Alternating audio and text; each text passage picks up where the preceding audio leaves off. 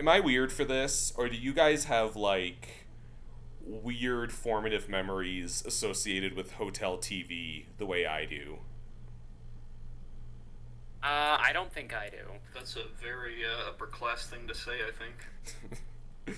I just feel like when you're watching TV in a hotel, especially when it's a hotel that maybe used to be a house that used to be a hotel, like, Yeah. I don't know, you just stumble across channels surfing that you don't usually see, and this happened to me kind of times 10, because I was in the... I feel like this is gonna be like a Candle Cove situation where it's gonna end with like, and then my dad said I was just watching static. No, see, I wouldn't be surprised if that was the case, because I came across something really terrifying.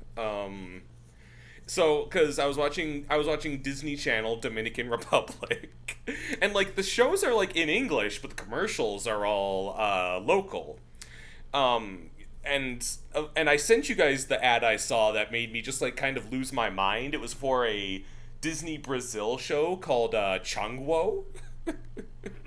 You see this little Oh yes, Changwo. Changwo. I thought it was called something else.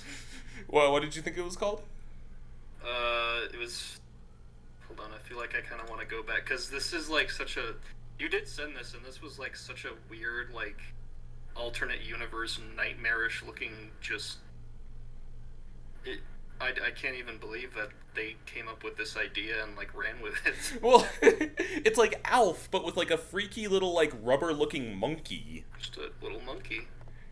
A little chonguito. Little if you will. El Chonguito. It was called, Wait, what is this? Hold on. Chueco? Chueco, that was it, yeah. Chueco, that's it. Yeah. And It does like, look like just like a doll. and so I was browsing Disney Plus the other day, and I think you can watch it in Disney Plus America. Oh Jesus. I'm gonna see what happens if I pull it up on my Roku here, and if it unleashes like a ghost or something, we'll have it recorded.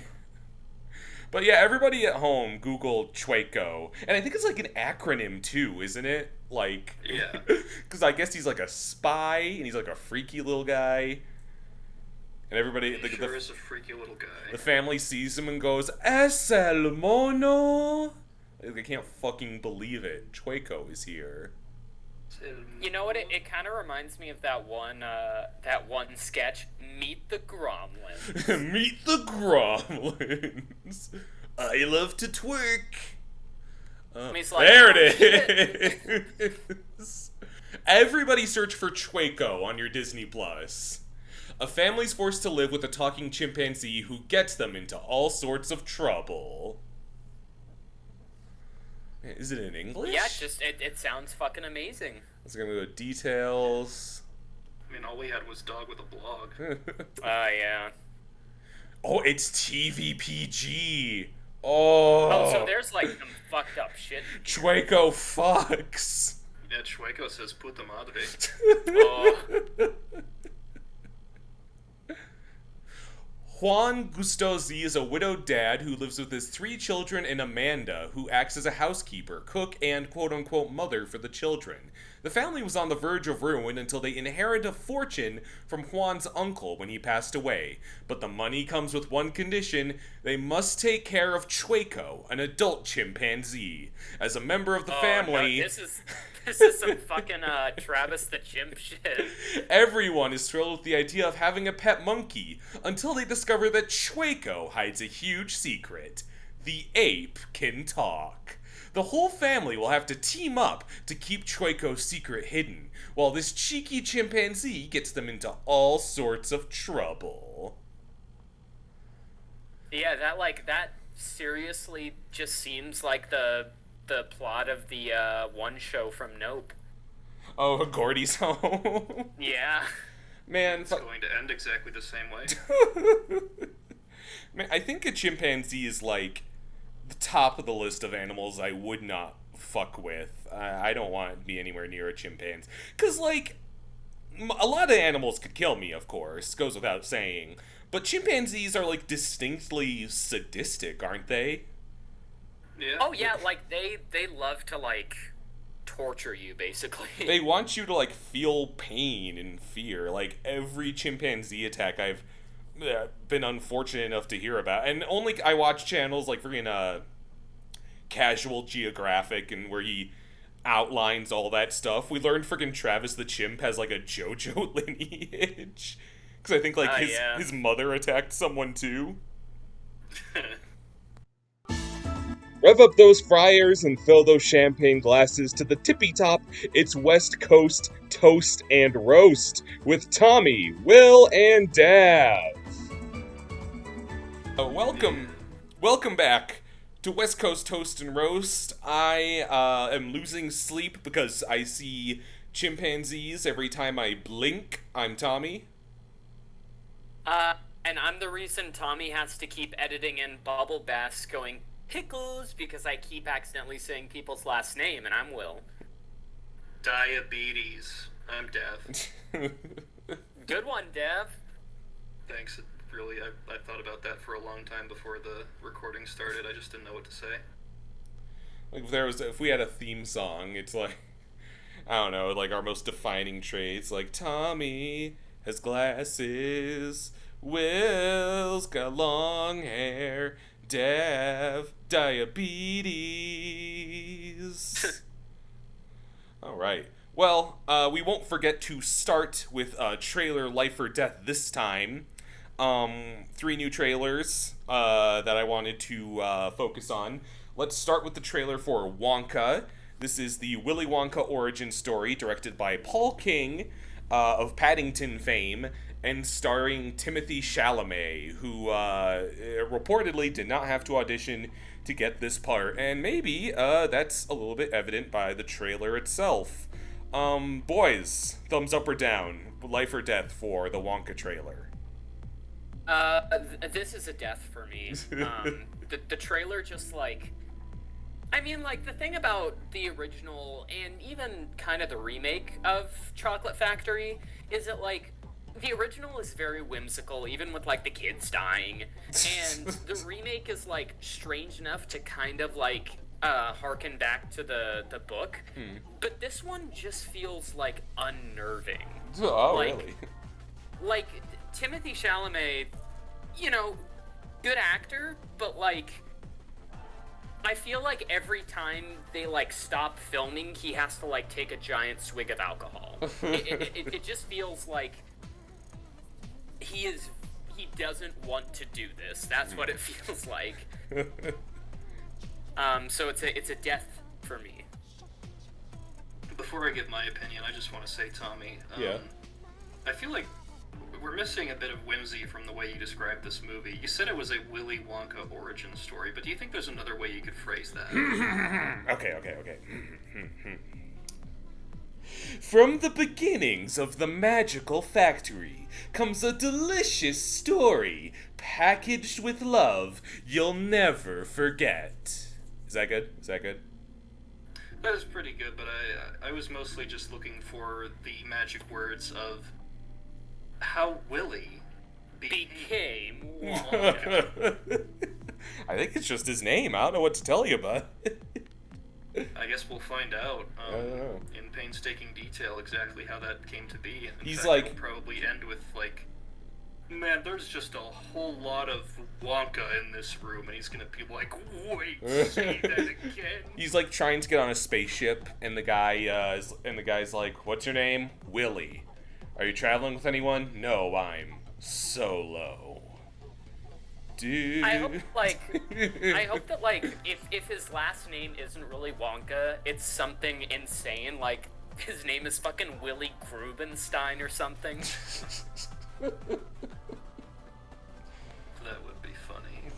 But no, this is an obvious death from me. I feel like I don't really have anything against Timothée Chalamet. I just feel like his face isn't really made to do the things he's trying to do in this. Good point. He's, like, overacting because, like, what's weird is, like, his facial expressions are not particularly exaggerated, but for Timothée Chalamet, it is overacting. Because if you see his face in any other scenario, it is just the same expression. But, you know, good for him getting the Willy of a lifetime. The Willy of a lifetime.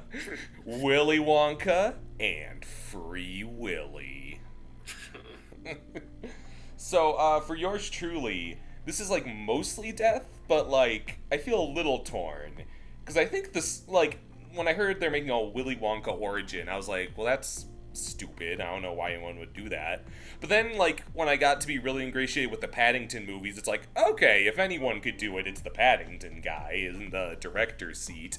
And, like, we saw a preview for this when we saw Barbie, and, there's a moment where it's like, you can't hope to get your business off the ground compared to the chocolate cartel. And I see Will next to me just throws his hands in the air. Like, what the fuck? Like, what the hell is going on? But, like, I think to be fair, that's a very, like, storybooky thing. Like, the no daydreaming toll. Like, that's a very Paul King touch. And I think, the constable of police, played by Keegan-Michael Key, eating so much chocolate that he, like, gets super fat is, you know, kind of like a Roald Dahl kind of dark sense of humor. But I think I kind of come back to you guys where it's like, this trailer doesn't really work, and it's largely because of Timothée Chalamet. He just does not, he just seems like, it's not even that he's necessarily, like, doing a bad job, he just seems really miscast in the part. I don't really, I'm trying to think of who else could be fucking young Willy Wonka, but that's kind of an insane... It sounds like a fucking, like, The Critic sketch, where it's like, who do we got to be the Willy Wonka Begins? And I can't even... I don't know, fucking... No, I mean, I guess they could have just literally done Joker beat for beat, cast Joaquin Phoenix, and it's just, anytime they say Joker or his name, they would just change it to Willy Wonka. When I, oh man. But instead, does he still shoot Murray, or does he, like, give him chocolate? How does it, No, so, like, what happens is because, you know, the chocolate cartel, right? Yeah. So the chocolate cartel turns out to be a literal cartel, and Hugh Grant's Oompa Loompa gets beheaded. But Hugh Grant's Oompa Loompa has to be like the Oompa Loompa that creates all the rest. Like, he's got some serious fucking to do. Does he create That's them, how they or... reproduce. They die, and then they just make a million babies. Like, when they get dismembered, they, like, splinter off asexually into multiple Oompa Loompas? Yeah. It's insane. Didn't know they did that. So yeah, Wonka, not looking great. I have enough faith in Paul King as director that I think it won't be, like, horrible, but it's not gonna be either of the Paddingtons, for starters. It's a bummer. Paddington in Peru is, I think, gonna have a different director, and I'm assuming maybe because he's working on this, which is maybe the gravest sin involved. Yeah, I don't think Paddington's making it out of Peru. Oh, Jesus. There is just that very earnest, childlike wonder that comes with Paul King's point of view. I don't know. And the lead actor, I can't remember her name, but the mom, who's in Wonka, and in the first two Paddingtons, she's not going to come back for Paddington in Peru, which is also kind of a bummer. Oh, Sally, was it Sally Hawkins or something? I think so. It's something close to that. Well, so that'll be, I guess, unanimous death for Wonka until until further notice. This fatality. Fatality. There you go. This brings us to our second trailer, Arzette, the Jewel of Faramore. This is a limited run indie game. Is it being put out by Limited Run, I believe, or something like that? It was part of one of their big... It was part of their presentation. They're probably going to, like, publish the physical version, but I imagine it's still going to be sold digitally. Yeah. This is a throwback to the Philips CDI Legend of Zelda games, Wand of Gamelon and Faces of Evil. And it is made completely in its pastiche. And sometimes when people are like, oh, I'm copying this style, it's like, okay, maybe you know how to copy its art style, but this seems just very authentic. They capture, like, what's weirdly uncanny about the fucking CDI cutscenes, and it appears to be bringing in the voices of Link and Zelda from those old games. I guess the question remains, is it gonna play like the old fucking Wand of Gamelon? Because it is a awful game. I've never personally played it, but that's what I hear. But I'm absolutely gonna give this a chance, because I just appreciate the authentic audacity that goes into remaking something. as horrific as fucking Zelda CDI, it's gonna get life from yours truly.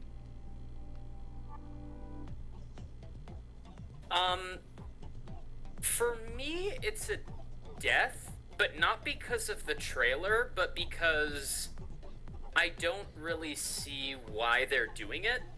Like, the reason why the original, Zelda CDI and Hotel Mario CDI kind of reign on in infamy is just because the cutscenes are, like, so bad and so funny. And I feel like trying to recreate that might not be as successful. Like, it could be a good game with, like, funny-looking cutscenes, but there's just, like, something about the original Philips CDI games that just made them so, like, even though they were terrible, just really fucking funny to watch. And I worry with this that it is just going to be like, oh, hey, we're imitating the art style, and it's kind of like a generic platformer. Like, I do feel like they're kind of... It feels like they're missing what makes it special, but at the same time, I don't think it's even possible to recreate something like CDI and make it special. I think it could be definitely good, but I don't know if it's going to be, like, great. Yeah, I am very, very hesitant about it, so it does get a death from me. All right, David. All right. Well, yeah, I see where you're coming from. The game definitely... It's like the CDI games were obviously so unpopular that most people today do not have the slightest nostalgia for those specifically. A lot of the nostalgia for those games comes from, like, YouTube poops. Yeah. I was gonna say, like, oh, I've spent many a young summer day watching King Harkonan's Dinner Blaster. Right. And it seems like they are completely, like, obviously this game is not being made because there's love for the original games. It's being made because people did make fun of them so much and made, like, YouTube poops, and that is, I think, where this is coming from, which does give me some faith in the fact that the humor is probably going to be, like, more attuned to that sort of thing, instead of just, like, trying to completely be a retelling of a very shitty selection of games, to be frank. Yeah. The gameplay does look like it's pretty faithful to those, and the cutscenes definitely do as well, so I really admire that. But it does make it seem like it's more going to come off as, like, a novelty than anything else to me, which is totally fine. But, that being said, I am looking forward to this project. I probably won't play it unless I got some time on my hands, or if it gets, like, some insanely good reviews for whatever reason. So I'm going to give this a life. I think they know, like, what the joke of it is, because, like, there's that bit in the trailer where the fairy is like, allow me to heal, and, like, all up in her face, and, like, Arzette is kind of acknowledging how, like, strange the characters are as they're around her. Well, also, when they cut to, like, the legacy voice actors, the ones who played Link and Zelda, mm-hmm. They literally just play that Zelda's delivery of good. Oh, yeah. Or was it Link going, great? I think it was good. Good. I think that's after watching a man die. And I love just, like, the fucking, because they can't legally acknowledge Zelda, I don't think, but they're saying, like, characters from previous interactive adventures, and they're like, yeah. Coming soon to your interactive button some fucking insane, like, way to put it that Phillips would. It is very faithful to, like, how those games were advertised back in the day. Alright, well, that is a 2-to-1 life, so flawless that'll be a victory toasty for Arzette, Jewel of Faramore. I don't think it has a release date yet. But if that piqued your interest, fair listeners, that'll be one to add to your list. I think you can wishlist it now or something. Probably. Yeah. This brings us to the last trailer I set up for Life or Death. This is Dear David, a feature film based on the viral Twitter thread by BuzzFeed's own Adam Ellis, where he claimed a little ghost boy was in his apartment and he got really fucking scared and he made the face he always does. This might be the hardest death I've exposed us to on the podcast.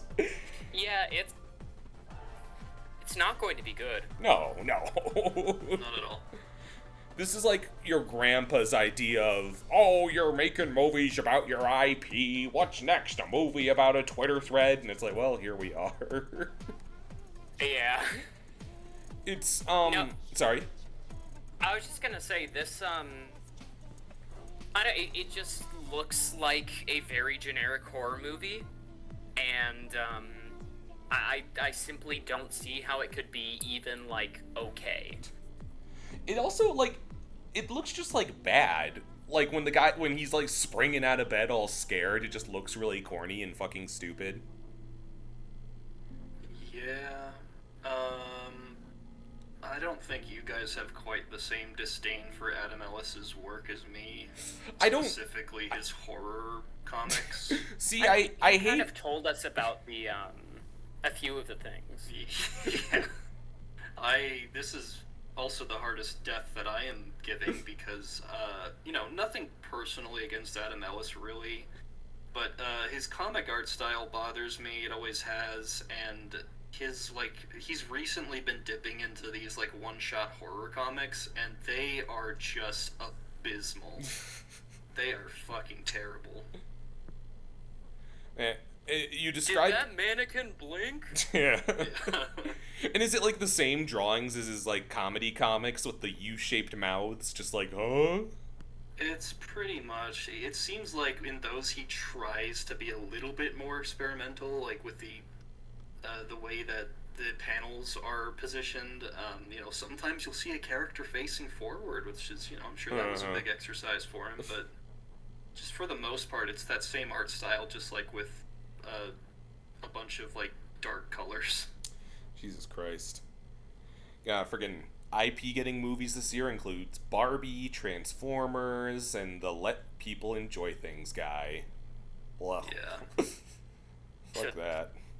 Well, yeah, so that's, absolute death, completely, to this film. Not, yeah.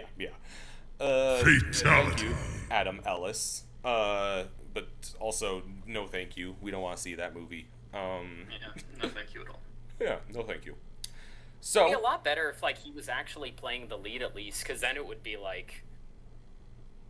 That'd be kind of funny, yeah. Kind of funny. Yeah. There would be, he's probably just a really bad actor, and there would be, some so bad it's good sort of takeaways from that if he was doing the star, but yeah, it feels very, corporate the way that there's somebody playing Adam fucking Ellis, the BuzzFeed writer. The opening shot of the trailer is him coloring in his little cartoon avatar, complete with the face. Yeah. God. Yeah. I mean, I guess, maybe they just took a lesson from Smosh the movie and decided not to insert the viral star into it. I don't know. We still gotta watch that sometime, because you guys, live and die by Smosh, but I'm I haven't seen Smosh the movie. Oh. Yeah, and it's terrible. You have seen it? Yeah, I've seen it. Was it I watched it around the time the first Smosh magazine came out, and I got the Smosh magazine. Oh my god. Movie night double feature, Smosh the movie, and airplane mode. Oh, Jesus. That is, scarier than the fucking Adam Ellis movie. Oh, we should watch Fred 2, Night of the Living Fred. That's way scarier. Hey, those have John Cena, though. At least it's, somewhat, dignified of Hollywood content, I guess. I don't fucking... Yeah, but they also have Fred. Yeah, true. How's he doing? Apparently fine. I mean, he's got, his own YouTube channel now where he just does, commentary videos, and he seems to be doing pretty well for himself. Sheesh. Well, that's enough talking about the degradation of art for one day. We saw. I guess. Unrelated note: the writer's strike is going strong. Yeah. Yeah. Yeah. I've gotten some news bulletins about that. I guess for that matter, would it disrupt your choices of 3 if we as we are wont to do usually, if we started with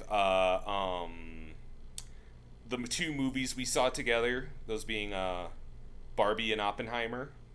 No, I knew we would talk about those. I didn't Oppenbarbenheimer.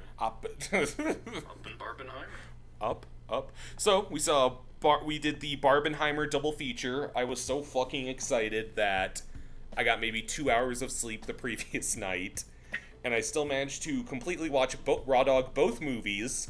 And then we still had our customary movie night where we watched 2 more movies after the fact at Dav's house. So I put my eyeballs through 4 films on 2 hours of sleep, and it was maybe the most strenuous thing I've ever done. We watched Barbie, which is kind of taken over the world, because it's great, because it's wonderful. This was my most anticipated movie of the year. I like Greta Gerwig a lot, and I knew she'd have an angle. I was like, this has got to be some Lego movie Trojan horse shit where it's there's got to be a thing they're gonna do, and they do a lot. I think it's probably my favorite movie of the year so far, but I was I was expecting it to be a 9 or a 10, and I'm giving it a solid 8. There were some small details where I was that I'm interested to discuss with you guys. But enough of me hogging the limelight. Where should we start, guys? Where do you guys want to? I guess we can just go down the line and talk about what we all thought of Barbie and Oppenheimer. Yeah. Dav, I guess you're at the top of the list, so. I am? Alright. So first, we saw Barbie.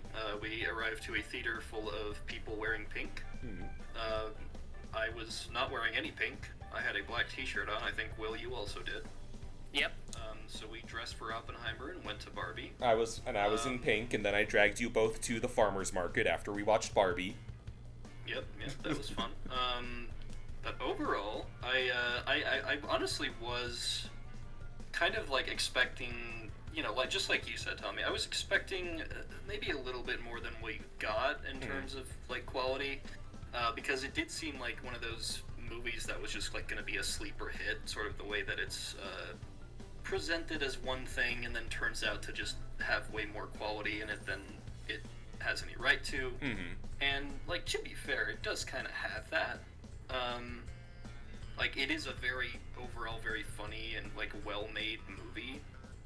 And I, just watching some of the behind-the-scenes footage and stuff, you can tell everybody who worked on this had a fucking blast with it, and that's great. Yeah. But yeah, I feel really the only thing that kind of bogs this movie down for me is that there are certain scenes that are meant to be comedic, and they start off very funny, and they kind of just keep going, and it occasionally kind of messed up the pacing, and I feel as the movie went on, that started to happen more and more. The first half of the movie I think is very strong, and the last half has some very good moments, but there are just also, it feels like they were really trying to pad out some time, and maybe they just couldn't finish writing all the jokes or something, but outside of that, props to Margot Robbie, Ryan Gosling, and fucking Michael Cera for just delivering very funny performances. Got Ryan Gosling. Yeah. Ryan Gosling's fucking spectacular. He just has so many funny little quirks as Ken. He does steal the show. He's my favorite part of the movie. I've been screaming sublime to myself. Yeah, sublime. Sublime. Right after we watched him in Blade Runner 2049. Yeah, fucking range. Yeah. Will, where are you at with this one? So for me, it's a 7 out of 10, and I still enjoyed it. I think the big problem is that I do think that sometimes the story is outshone by, honestly, the set designs and the costumes. Like, the way that they create Barbie Land is incredible. And I think that's probably my favorite part of the movie, how they just do stuff with that. It does have some pacing issues, I'd say. I kind of agree with Dad when I say that the first part of the movie is a bit better than the last. That being said, I think performances all around are really good. Ryan Gosling as Ken is fantastic. Margot Robbie makes a really good Barbie.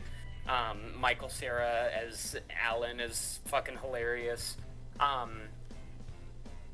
Yeah, it just, like, I think the biggest thing was that it paced weird, and some of the jokes just didn't land. That being said, I do also want to give props that they, like, did original songs from this for this movie, and they're really funny. Like the Hey Barbie song, where they're like... Lizzo's Pink Goes With Everything. Yeah, that made me laugh. Just Ken. I'm Just Ken is really good, yeah. I've been listening to Dua Lipa's original song for the party scene a lot. Oh, yeah, you know, that's a good one, too. Yeah. Yeah, I mean, overall, it's really solid. I can see why people like it. I do think that, unfortunately, it is going to have a negative impact on the industry, because I think Mattel greenlit, like, 10 films based on their IPs now. More than 10, it was like 15 or something. Oh, Jesus. We're getting, I was saying 10 to, like, exaggerate. I didn't know it was actually that many. It's genuinely way too much. Hey, we're getting Lena Dunham's Polly Pocket now. Yeah, like, it's insane how dumb executives can be. At least we're getting Thomas the Tank Engine, though. I can't wait to see what they fucking do with that. Choo Choo Charles. God damn it! Barney. I could have been Barney! Kaluuya's Barney. Daniel Kaluuya's fucked up Barney movie. Yeah. Look at me, I'm Barney. That's happening. With Barney's hair. Look at me, I've got Barney's hair. I would bet you, like, $50 that, like, Barney is going to be about, like, they're going to be filming the Barney show, and then Barney's going to, like, go off, and he's going to be, like, a regular dude, like fucking Ted. That'd be pretty great. Sounds like exactly what we've heard of it so far. Is that it's not necessarily going to be dark, but it's going to be, like, grounded in reality, something like that. I don't want to talk about Barney anymore. He's cloth! Cloth is just little hairs! So, like, I feel like I can't say enough that Barbie is my favorite movie of the year so far. There's something I feel like I want to discuss, but, like, I also feel the need to acknowledge that, like, we are three men discussing the Barbie movie, and, like, it hit me pretty hard. I think it's terrific. I say this respectfully. I hope I don't sound mean. Every woman that I've seen reacting to this film is like overjoyed and like sees so much in it, and I think that is like just part of, you know, who the target audience is. Am I out of line saying that? No, I don't think so. No. Pretty much, I think exactly what the movie was Yeah. for you. So I guess take my opinion with a grain of salt here. I want to talk about kind of the problem I had with it. Is that I feel it pays a lot of lip service to the, you know, the quote-unquote problems Barbie is, what people feel Barbie is responsible for, but I feel because it's a Mattel-sanctioned product, it doesn't go in quite as much as it could. Like, you've got that daughter character, right? And Barbie goes from Barbie world to the real world, because, like, a Barbie has, like, what I can only describe as, like, a spiritual bond with the girl who plays with them and owns them. And Barbie starts to feel a lot of dread and ennui and these pesky human emotions, which is why she seeks out her human. And she pesky plumbers. You sure you don't like Arzette, Will, with the CDI reference? Anyways, so she approaches Sasha, which I think is an intentional Bratz reference. And And Sasha is just very quick to give, like, you know, the BuzzFeed list of systemic problems with Barbie. And it kind of gives me the impression that the character, as teenagers do, kind of grew into, you know, teenage angst and wanted to rebel and counter and not like Barbies anymore. And what I almost, it just felt very general to me when I was almost expecting, like, Barbie arrives in Barbie Land and Sasha, the girl who plays with her, is like, I figured out I was gay, and Barbie is too heteronormative for me, and it doesn't jive with my worldview anymore.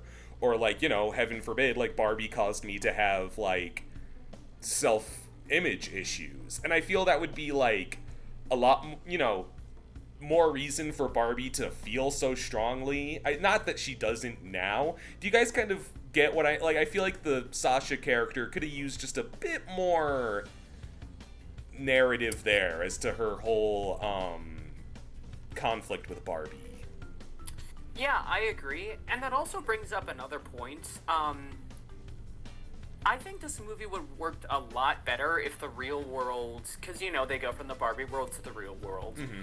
If the real world was realistic, I think it would be a lot funnier. But the real world is also, like, kind of whimsical. Mm-hmm. Not always in, like, the best ways, but, like, there's a scene where, like, a bunch of guys go past and they just start chanting, men, men, men, men. Well, that's just kind of Ken's, like, the way he's viewing it, basically. He's just kind of having a crisis, just hearing the word men so much. You think so? I don't think it's really meant to be taken literally. Well, I mean, but there's also, like, the goofy stuff with the executives. Oh, yeah. It's so good. So I do kind of wonder, like, I do think the executives could have stayed goofy, but I think it may be funny if, like, Barbie comes in and she's, like, very happy and someone's like, who the fuck are you? Kinda. I don't really mind that too much. I think it's fine.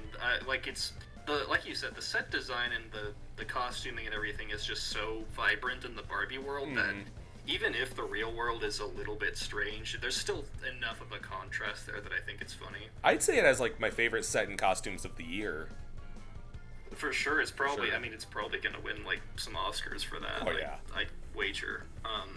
But to sort of go back to your point, Sherman, about, like, kind of like this being a Mattel-owned property that's, maybe is not as sincere in the way that it presents its message, I honestly am a little bit inclined to disagree, and the only reason for that is that this really does feel like a movie that Mattel was not paying a whole lot of attention to, and didn't have a whole lot of control over, and it probably wasn't even until it started getting marketed that Mattel realized they could turn this into a cinematic universe. Like, they probably just thought this was like a throwaway movie.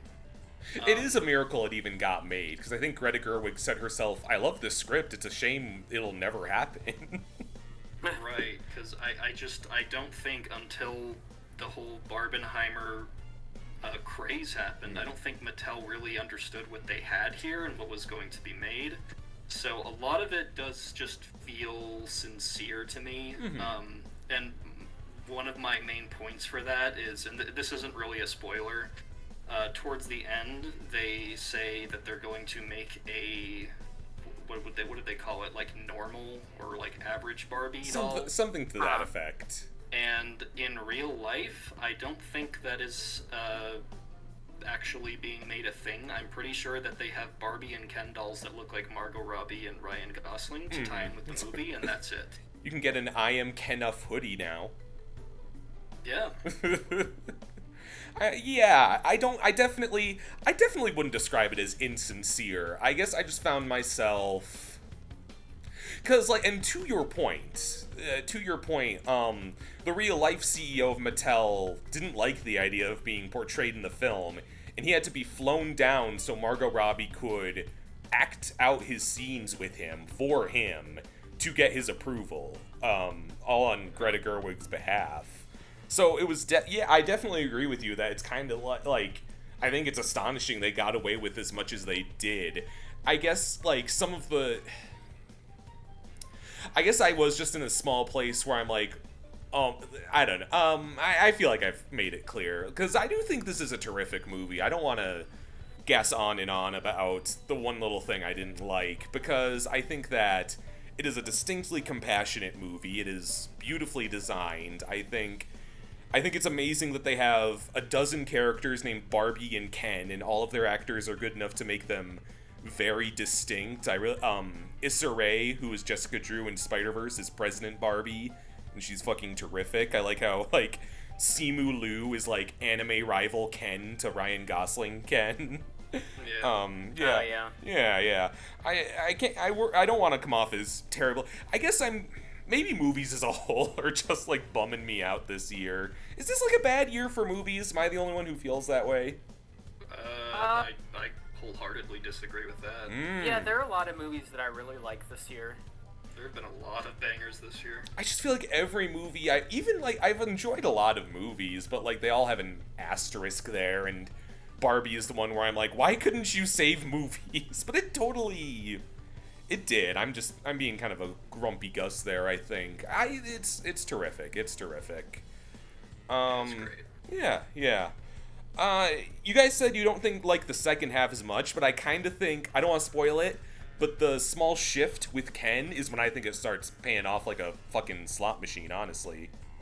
I mean, I like that, like, as a concept. I just, like I said, I feel like there are parts of it that drag on a little bit too long. Mm-hmm. Yeah.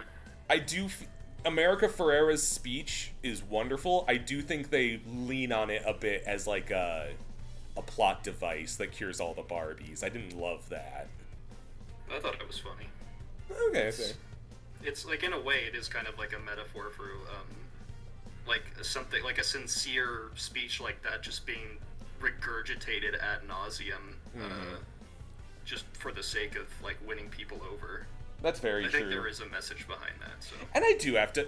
I'm the 26-year-old man getting all tied up about it. This is for kids. I do think that's a... At least you're not fucking Ben Shapiro. He made another video about Barbie. He's talking about that movie for, like, over 2 hours. Oh, yeah. Yep. Completely. It is ultimately... I do think that laying things out like that and maybe not going too intense the way I'm theorizing is probably the way to go for the Barbie movie. There's a Barbie movie with multiple vagina jokes that hit it out of the park. I think we should be really happy for that. Yep.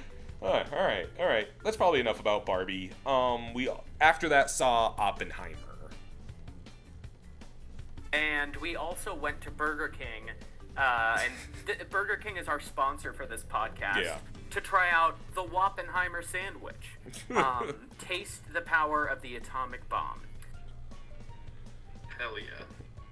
You will become satisfied, destroyer of hunger. It's really sad. So, now that we're done talking about Oppenheimer, let's... So, sorry, you go ahead. No, you go ahead first. I'm curious to hear, like, a more, like, a bit longer of how you felt about the movie. Well, so my whole thing is that I'm a very open Christopher Nolan skeptic. I think that his ideas are sometimes just rather glib, and that, how do I put it? I just don't think, I don't always love how he wraps up his stories. I think he gets a little bit in love with his ideas that just don't always stick when it's like, oh, it was Talia al Ghul all along, and love is the fifth dimension, or something, and I'm like, all right. I don't, like, hate him or anything, but it's just like, he's the big auteur that I'm a little, But, the good thing about Oppenheimer is it's based on if you guys weren't aware, it's based on a true story. And so he doesn't have to, like, write an ending, and I think as a result, this is, like, probably his best work. Though I am still a little bit like, it could have been a bit shorter. I liked it pretty well. Yeah, so my favorite Christopher Nolan is Interstellar, and Interstellar is one of my favorite movies of all time. I think this is just as ambitious, but on a different scale. like, obviously, if you know me, you know that I'm a sci-fi geek, and, like, the way that Interstellar kind of portrays space and stuff is incredible and almost perfect. I actually would say it is perfect. It's one of my favorite movies that I've rated a 10 out of 10. Oppenheimer is, like Tommy mentioned, it's very long. It's 3 hours even. Some of that stuff didn't need to be there, but I can look past it because this is such a dreadful and important film. I would say that this probably got me thinking about the world in ways that I'd never really considered before. There is not one bad performance in this movie. Obviously it is a true story, but it's a compelling true story. I would say the bomb scene where they actually, drop the bomb, not on Japan, but when they drop it during the Manhattan Project. The Trinity test. Yeah, the Trinity test. I would say that's probably one of the best scenes in... If not, actually, I would say that. I would say that is the best scene in, like, a historical drama ever. It's fucking incredible, yeah. Yeah, as soon as and the fact that they did that all with, like, practical effects, insane. But, like, as soon as the bomb drops, I was speechless. I think it does, a lot of people are complaining about it. They're like, oh, why didn't you talk about the people who were actually affected by the bomb? But at the same time, it's like, we have movies about that. Made by the country that the bombs were dropped on, so they're a lot more qualified to talk about the horrors of being on the receiving end of that.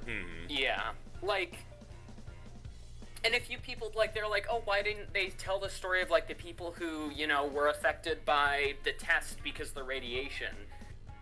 And I feel like the people who are saying that are really robbing themselves of a really incredible experience and story. Oppenheimer was a very complex man who did not make the right decisions, but he is, as Christopher Nolan says, possibly one of, if not the most important men in history. And he changed the world, if for better or worse. But I would say... What's that? It could be argued either way. Yeah. But I'd say this movie really just makes you think about, kind of, like,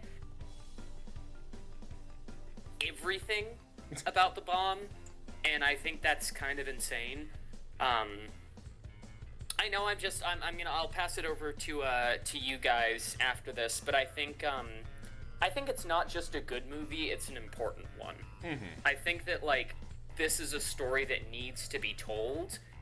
Possibly, some people may view it as just like, oh yeah, it's important to know how the bomb would make, or how we made the bomb. But I think it's also equally important to kind of show the, living Prometheus that Oppenheimer was. Because, just like it says in the trailer, he did give them the power to destroy themselves. And sorry, go ahead, Troy. What speaks to me about how Cillian Murphy characterizes Oppenheimer and how the whole thing carries itself is that it's like, it seems like he was like kind of researching the matter just to see if he could, like all science is.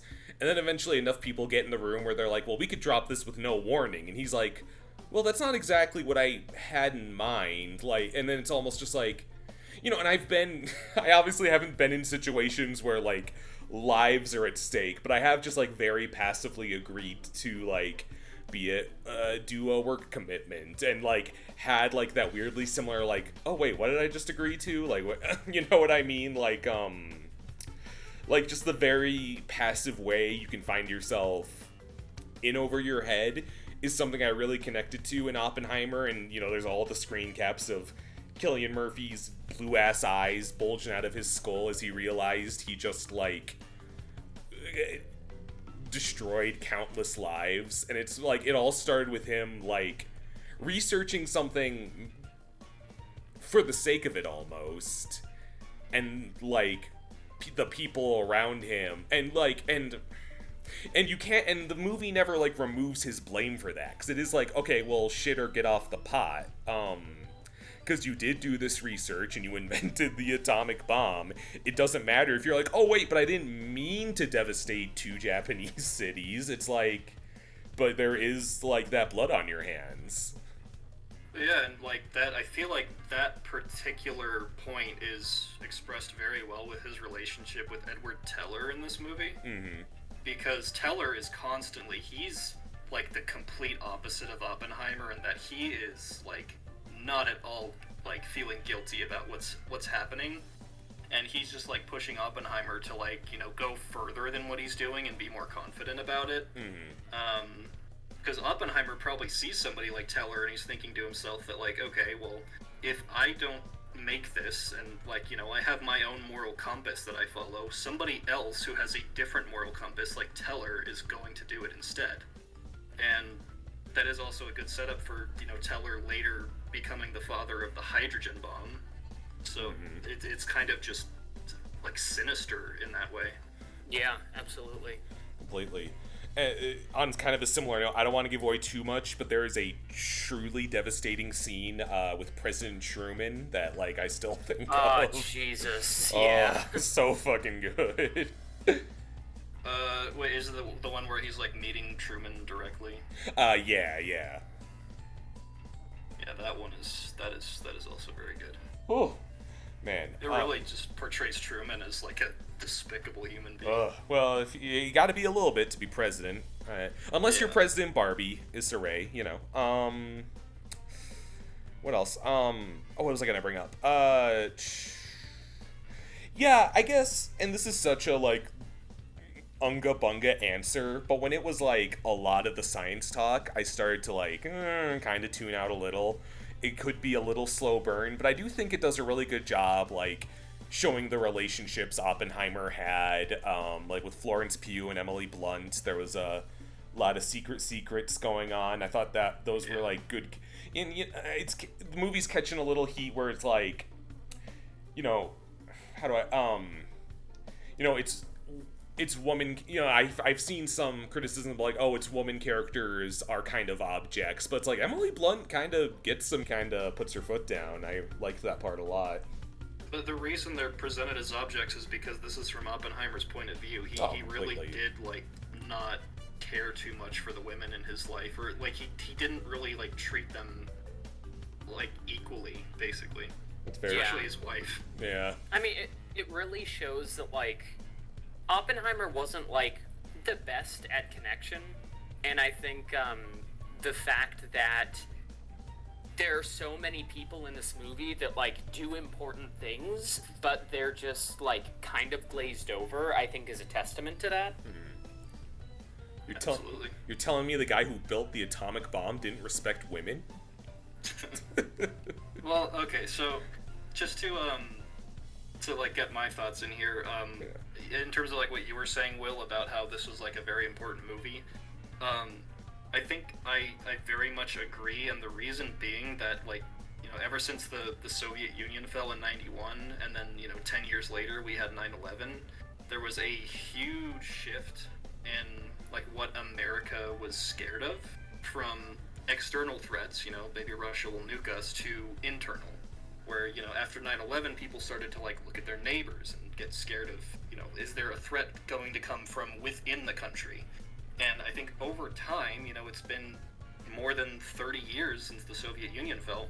We've sort of forgotten about the threat of nuclear war. Like, obviously we know about it, but it's nowhere near as bad as, like, people in, like, the 70s and 80s who were just constantly doing, like, nuke drills at school and just constantly afraid that a nuke was going to just fall out of the sky and the world was going to end. And I think this movie, especially, you know, no spoilers, but the way that it ends just drives that home so well, and it's just this grim reminder to everybody watching that this is still out there. Yeah. Completely. I'm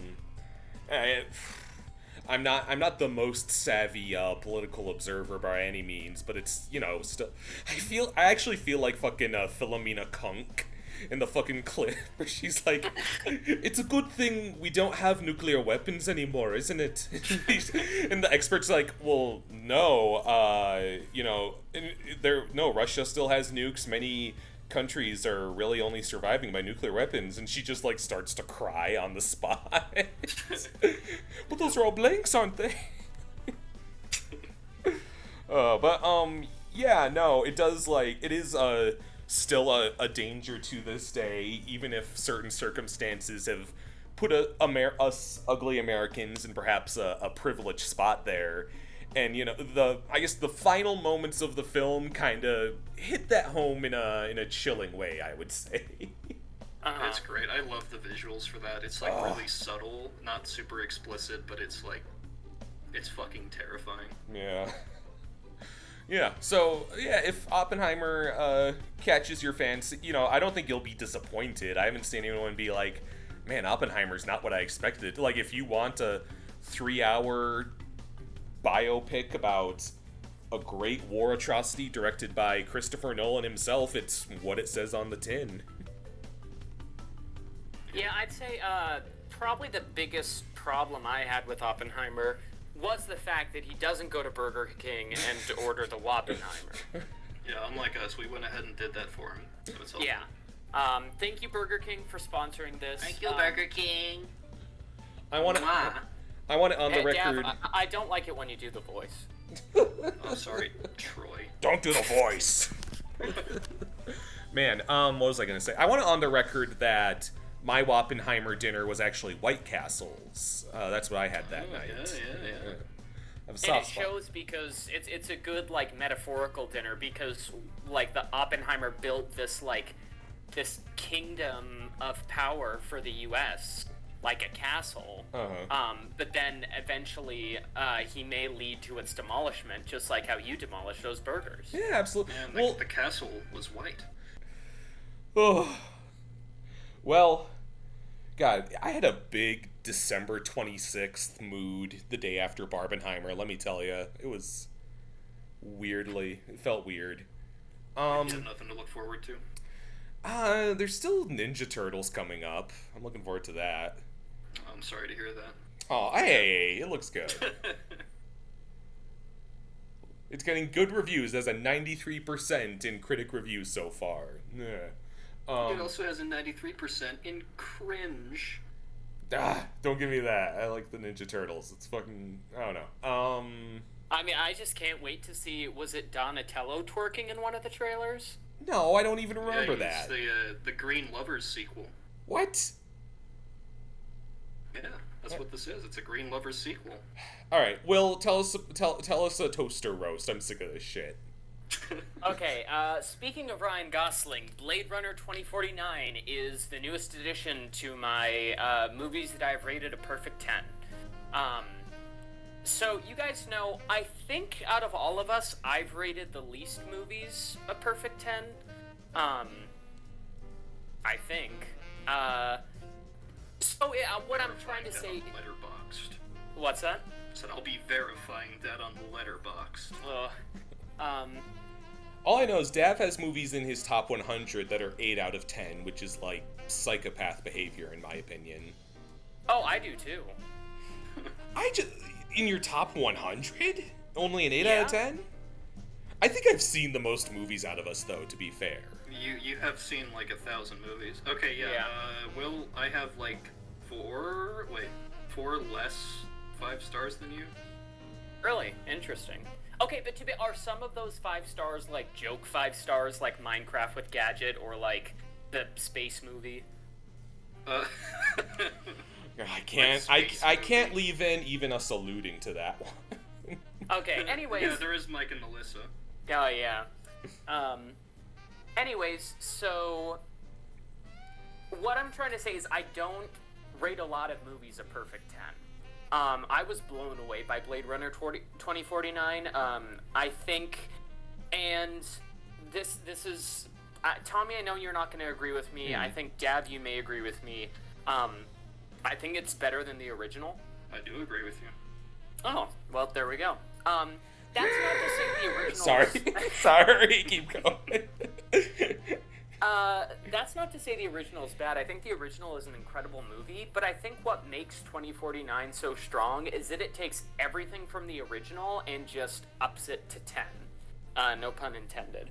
The original is like a fucking monument in pop culture for good reason.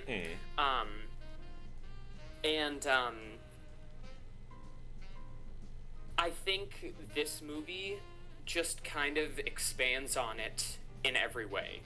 I think it takes the world of the original Blade Runner and kind of expands it to incredible proportions.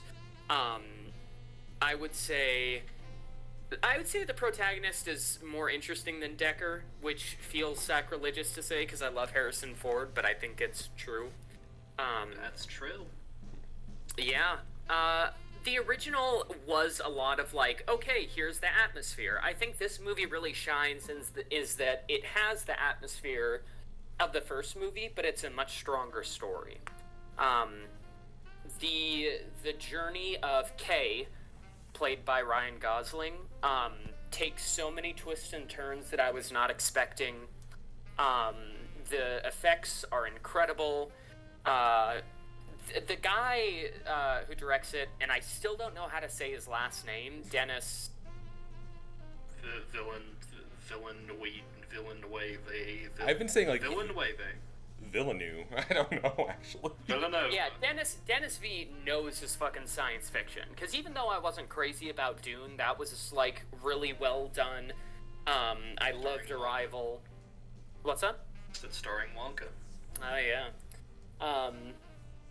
But yeah, I thought 2049 was incredible. And it's one of those movies where you kind of can't talk about it without going into spoilers, but it does have, I'd say even more than the original, the themes of like, what is sentience? I think it expands on that because in this one we don't just have the replicants, we also have like AI. And there's a few things in the movie that kind of leave it ambiguous as to if, is the AI sentient or is it just, going out its code? I think, like I said, the visuals are amazing. The costumes are great. I think it also like retroactively makes Deckard a more interesting character. I think like in the original movie he is very much just, hey, I'm the Blade Runner, but in this one he's got like a lot more to him. And the relationship between him and Kay is really cool, and just kind of shows the good side of being a human.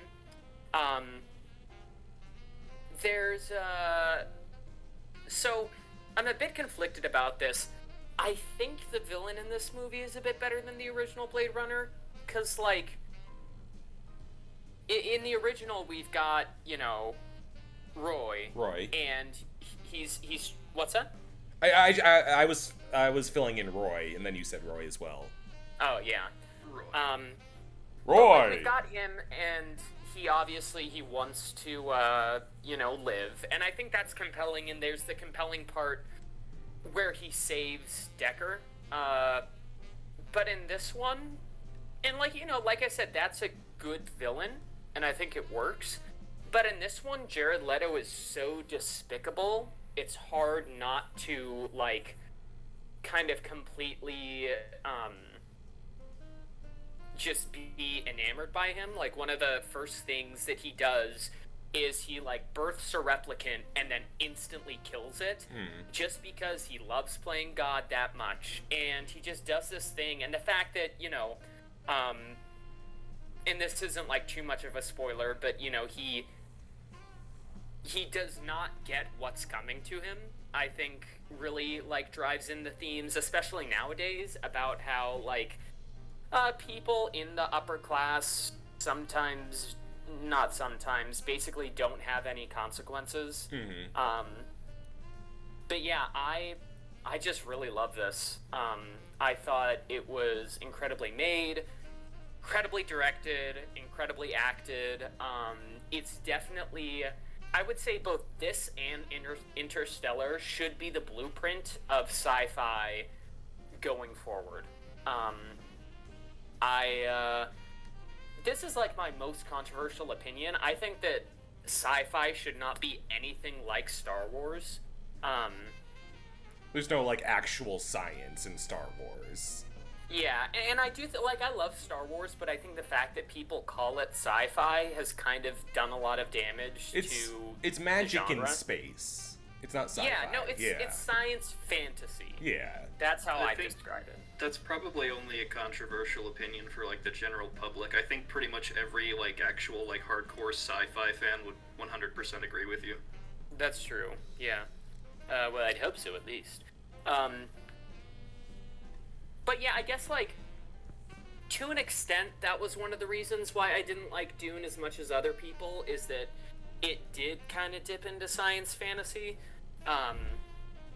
But, like, I just feel like, you know, going back to Interstellar and this, the worlds, the characters, and the science just really need to, really should be, like, taken advantage of, because it's really incredible. Yeah. I think this film is something of a triumph for, like, modern sci-fi. I'm always gonna feel, you know, I think in some aspects it is objectively better than the original Blade Runner. I think I'm just always gonna be attached to the 80s weirdness of the original Blade Runner. Like, nobody in 2049's, like, dressed like a bird and screaming and doing sick flips or, like, crashing their head through walls, and I kind of eat that shit up in a movie that takes itself entirely seriously as Blade Runner does. And man, you know what? Here's what I'll say about Blade Runner 2049 that has over the original Blade Runner as well. Its top review on Letterboxd is not the worst review on the website, which the top review of the original Blade Runner totally is. I'm gonna have to look at that now. Do you want me to read it for you? Sure, yeah. This makes me mad. This is like, I think this is like, if someone asks me, like, this is the worst kind of Letterboxd.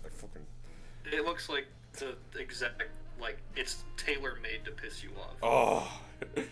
It is Ridley Scott. 7 out of 10, 3.5 stars. Ridley Scott. I'm gonna nap since the visuals and sound design of my movie are taken care of. Wake me up in 5 so I can work on the plot. 5 minutes later. Ridley, wake up. Ridley, ZZZZ, me.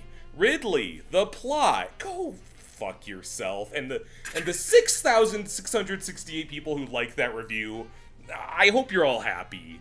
6,669 now. Oh, god damn it. Damn. Like, the original Blade Runner is I think the original Blade Runner is, like, the most aesthetically pleasing film of all time. One. I think people give way more credit to films that have less plot than the original Blade Runner.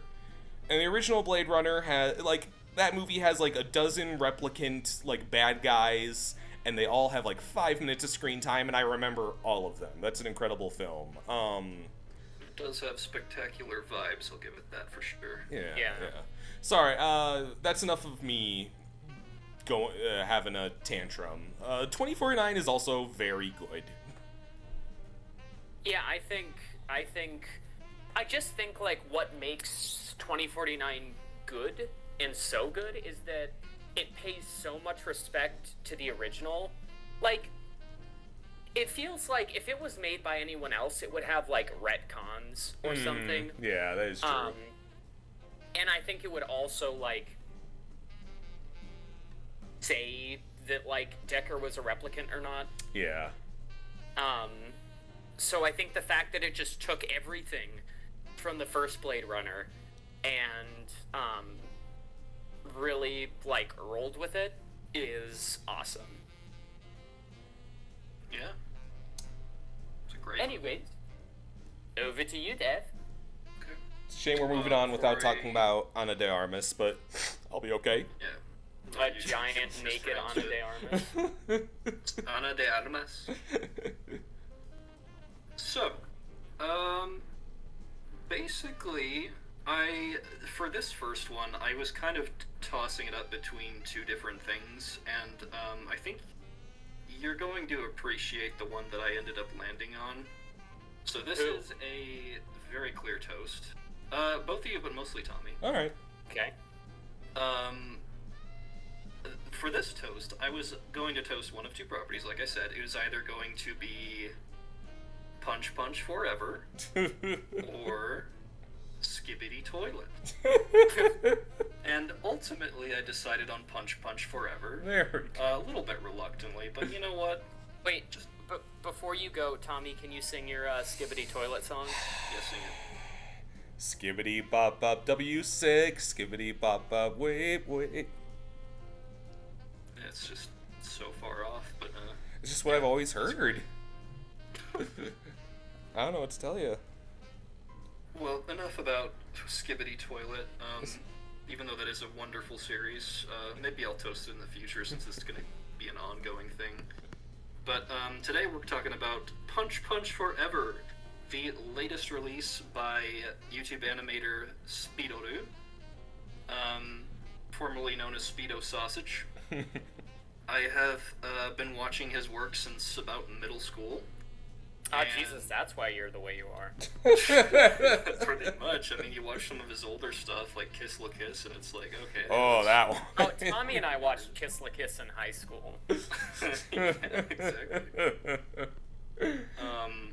But, man, his quality has just, like, skyrocketed in recent years, both, like, as an animator and just, like, his videos have been just fucking hilarious recently.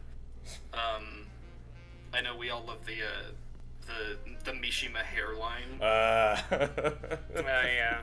And of course, the Ace Attorney video. That's my favorite of his. super viral. Yeah, he's just been doing such a great job. This particular video is a pretty blatant parody of like 90s shonen anime.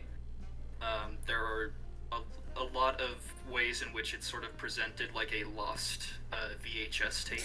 You know, there are occasionally like cuts into old like actual Japanese commercials from the 90s. Oh yeah. But there's also like there's a balance between that and like modern humor. There's a lot of just moments of like for example when the mom kind of like gets like clicked and dragged into frame during the one scene. So good. Oh, yeah. And of course the Japanese emperor, who is just a live action. He's like a neckbeard wearing a fedora and speaking broken Japanese. And he's played by a YouTuber named Sephiroth Sword 57, whose entire YouTube channel is apparently just doing that. Oh my god. Like, people pay him to... I don't think, like, it's not really people paying him. He's not very, he only has, like, 9,000 subscribers. But he's, like, basically playing this character of, like, this, like, ultra weeaboo, basically exactly as the Japanese emperor is presented, and he does a damn good job at it, so, like, he was definitely great for the job. But, you know, in addition to the legendary Sephiroth Sword 57, the voice cast for this is actually the same group as Captain Yajima. Oh, Video okay. that we watched. That's Rash J1M. In fact, the leader of that, I think he's like the head of the company, basically. His name is Hanai Chihaya. Mm-hmm. He plays the Emperor in this, and in Captain Yajima, he plays Professor Genius. Oh, cool. Oh. So they just like specialize in dubbing, and lately they've been getting recruited for a lot of these projects, and frankly, that's awesome because they're all phenomenal. So are they in like Japanese animation too, or? Probably. I get the impression that they're mostly like more amateur than the people who are voicing in like major anime. But they're based in Japan. Yeah, they're a Japanese company that like their YouTube channel is mostly taking like viral English videos and like dubbing over them in Japanese. So they haven't seen Oppenheimer, is what you're saying.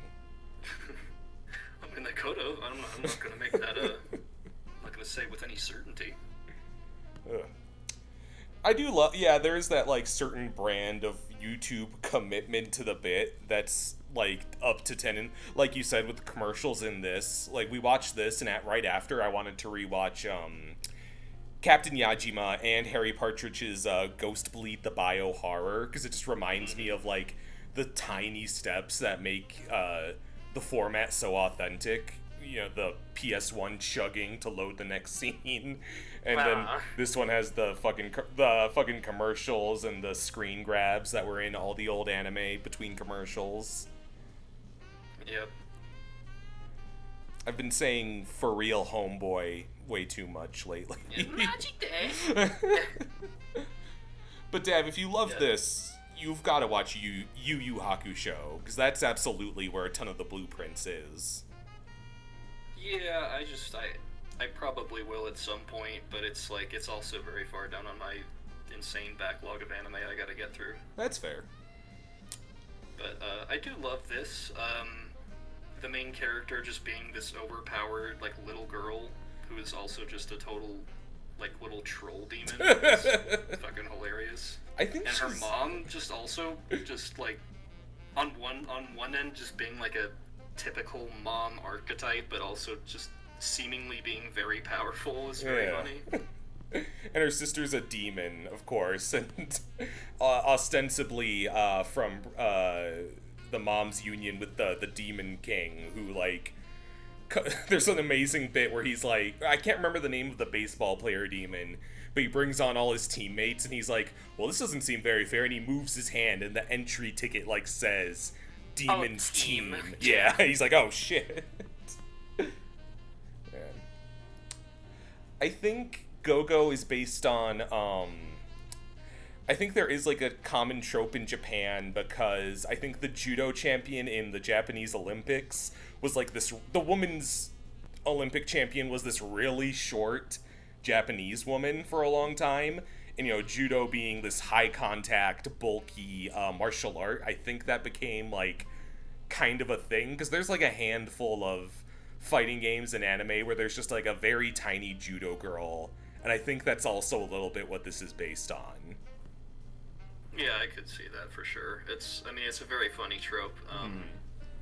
And Speedo already did say that he's going to work on, like, more of this in the future, especially since the reception has been so positive. Oh, yeah. So I'm very happy about that, because, I mean, like, I always love Speedo's work, both, you know, on YouTube and quote-unquote off YouTube, let's say.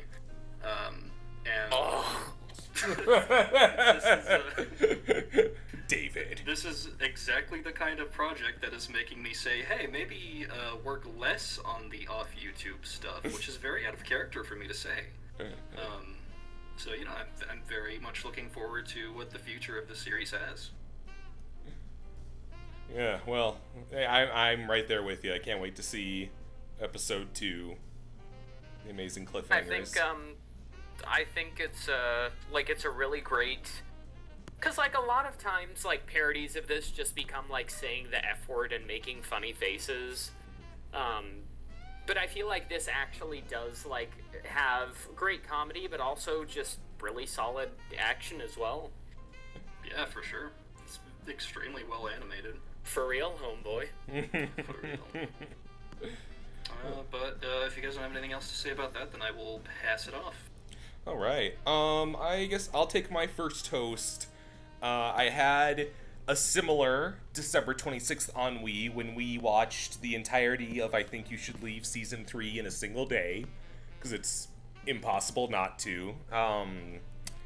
And I found myself craving more comedy with that DNA and that crew, and I decided to watch the short-lived Comedy Central sitcom Detroiters. So the leads of the show are Tim Robinson of I Think You Should Leave fame, and Sam Richardson. And if you know, if you watched I Think You Should Leave, he's like the Little Buff Boys host and the Metaloid Maniac host. And you may know him from The Tomorrow War, Werewolves Within. He's done some work recently. So, and him and Tim Robinson are like lifelong friends. I think someone said they looked at Tim Robinson's Instagram, and it's almost entirely just a yearly happy birthday post for Sam Richardson. Aww. Yeah, they're just like the best of buddies. And Detroiters, I think, is like based on them. I think they both grew up in Michigan or Detroit. maybe, or at least they've spent some time there, because it's a very specific place to set your sitcom, and they're both ad executives. Tim's father left him a small ad company, and they make commercials for a living. So it's very much like the I Think You Should Leave brand of, like, commercial humor. Like, they'll make a fake commercial, but with a little more story tissue and a little more, like, characters to it. So there's moments of, like, wholesomeness and continuity. So it, like, scratches roughly that I Think You Should Leave itch without being, like, more of the same completely. And I found it's kind of had this renaissance now, that, because I think it kind of came and went. It only lasted 2 seasons, 20 total episodes, I think around 2017-ish. Then when people grew to really love I Think You Should Leave, they all kind of, like me, they hungered for a little more, and they kind of happened across the Detroiters and found it to be underappreciated. So if you're kind of in the same boat and you have those, you know, the 2-year wait between I Think You Should Leave seasons is getting to grate on you a bit, I think Detroiters is an amazing cure for that. I know you showed me the one episode, and I think the best way to, like, get you people hooked on it is that there's an opening scene where they're at dinner, and the waiter takes away their plates, and the waiter's like, wow, guess you guys didn't like it, and Sam Richardson goes, if I didn't like it, why did I eat all of it? There's a lot of that humor. Like, there's the way they're both very tone deaf in conversations. There's an amazing bit where Tim and Sam are at the bar, and because it's also a running subplot that Tim is married to Sam's sister, so they live right next door to each other, and Sam and his sister are, like, having these childish squabbles, and Tim is just like, I love you, baby. And Tim is like, when are you gonna settle down and get married? I feel like you never date anyone. Sam Richardson's like, yeah, I don't know, and he seems kind of irritated, and a couple women, like, approach Sam, and they're like, hey, you want to buy us a drink? And Tim is like, friends are having a conversation here, thank you, and, like, gets them to leave. And, like, just the Tim Robinson fashion of, like, dissecting a joke way more than you need to. Like, one of a secondary character kind of goes, ugh, I wouldn't jerk him off with Freddy Krueger's hand. And they're like, well, what's that mean? Like, the palm is still fine. Like, what that doesn't mean anything. And I really, there's just, like, this childish, like, sloppiness to Tim and Sam that makes them so likable, because, like, you know, when you watch I Think You Should Leave, it's a lot of fascination. Like, Tim seems to be fixated with hot dogs and cigars. Like, he has a child's idea of what being an adult is like. So Tim and Sam are at a party, and they're having, like, what they call a Jersey cooler, which is a ginger ale with ice cream, and that's what they're ordering from the open bar.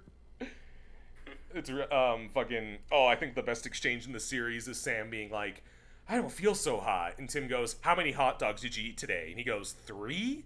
Tim goes, that's your problem. You're starving. I've seen that meme a lot. I didn't know it was from that. That's hilarious. Yeah. Show. I feel like I gotta watch it if it has even, like, similar humor to I Think You Should Leave, because I'm really crazy about that. Oh man, and it's a lot of because it double dips the SNL alum that I Think You Should Leave has a lot. Like, you've got Tim Meadows and Cecily Strong. It seems very heavily improvised. There's, like, a whole 2-minute runner where they're just going off about Simpsons porn. There's, because Cecily Strong, she's the wife in the Magician sketch, and I Think You Should Leave, and she plays, a lawyer, and her commercial angle is she's Michigan's only lawyer who's also a mom. And so she's this Midwestern mom who's like, well, you see, little Johnny's been getting into porn lately, and it's like, he's only about the cartoon stuff, I guess, because he's a kid, and it's all, like, Simpsons porn, so you got, like, Homer railing Marge, and Bart railing Lisa, which is weird because they're kids, but it's okay, because they're cartoons. Groundskeeper Willie's there, and he's always got, like, a huge dong, and Sam, like, adds on, like, yeah, Milhouse is there, oh yeah, Milhouse, with, like, blue pubes, like, they're just, like, doing He also mentioned, like, Simpsons porn in the hot dog costume sketch. Oh yeah, it was Pornhub, Xtube, homegrown Simpson stuff. All great. Man. Yeah, that's. I think if the stupid Tim Robinson humor is at all your thing, it's kind of like, because I wonder if it's like, if you're thinking to yourself, well, if it's like a structured story, it doesn't sound great. You still get some like sketchy nature because they make commercials. So you'll still just get a random cutaway of like, oh, here's the wig commercial I was working on, and it's like Tim Robinson over a wig going, "We no longer use wigs from dead people." Yeah, I think it's terrific. It's a good little unwinding show. Yeah. Funny. Yeah, it is. It is. I'll pass it on to you, Will.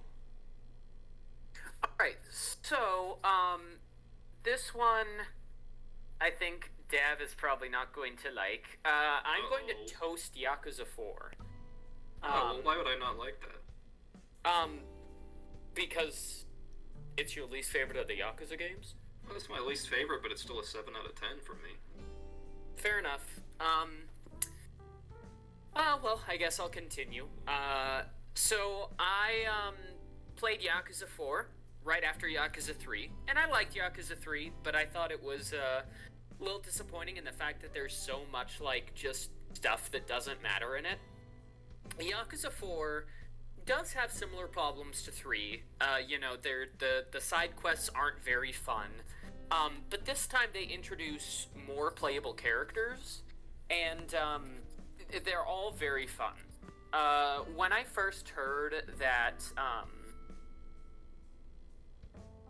they were doing a different protagonist for Yakuza 7, I was like, okay, there's no way this is gonna work. This made me realize that it's gonna work. Yeah. Because there are 3 new characters. Akiyama, who's like this loan shark, but he doesn't charge interest because he's just so fucking rich. And he's just like a genuinely good person, but he's also just kind of really cool. There's Saejima, who's a dude who was like forced into the Yakuza life to save his sister. And he's this like big buff dude that's very silent, but also Is he the one you told me about who's like secretly a teacher or wants to be a teacher? So he wanted to be a teacher before he joined the Yakuza. I think he got off easy. Yeah. And then there's this cop dude who's probably the worst of the 4 playable characters. The fourth one is yeah, the fourth one's Kiryu. I haven't really bothered to memorize his name because I know he doesn't come back because there was like a controversy with his actor. Yeah.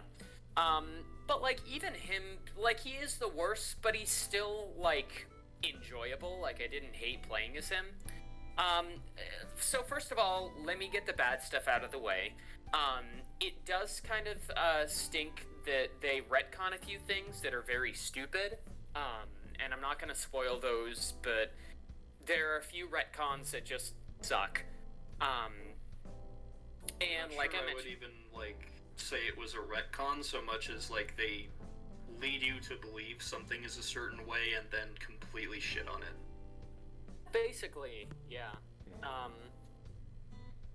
I guess long story short,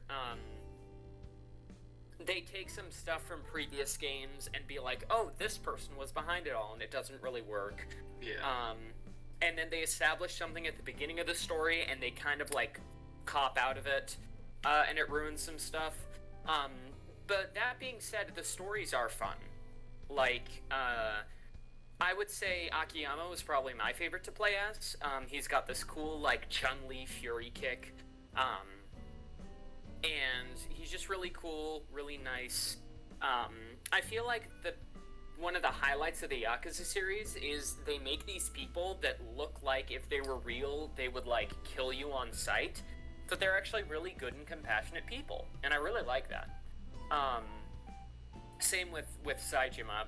If you look up a picture of him, you'll understand what I mean.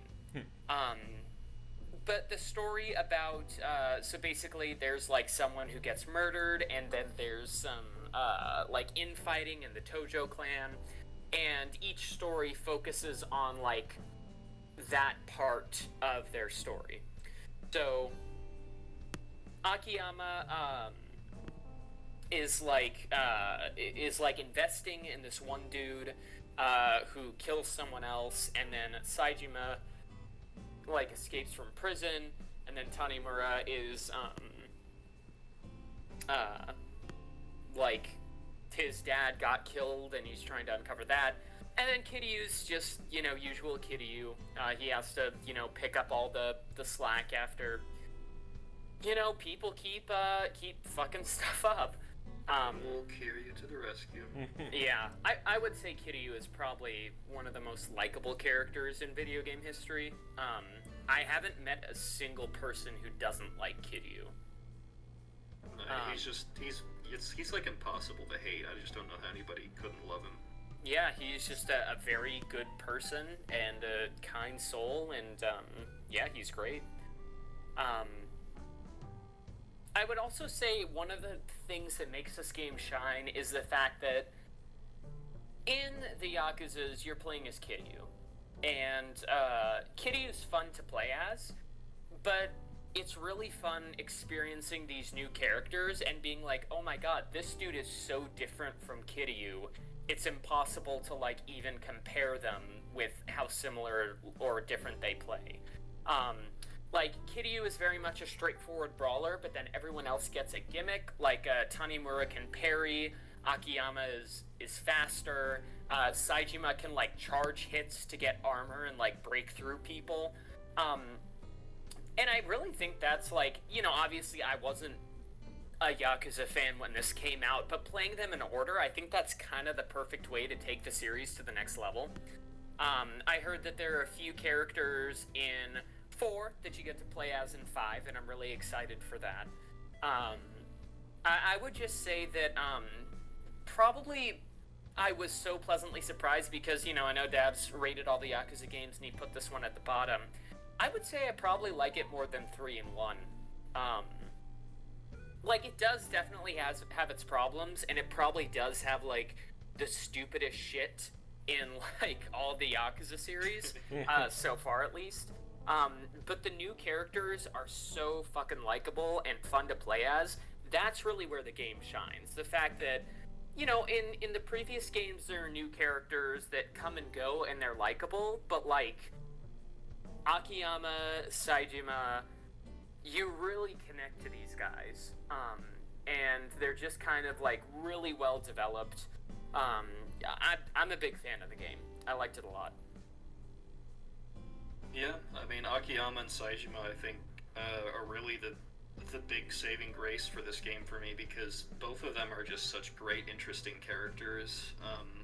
Sort of what you alluded to about them introducing something at the beginning and then kind of going back on it, I feel like that was just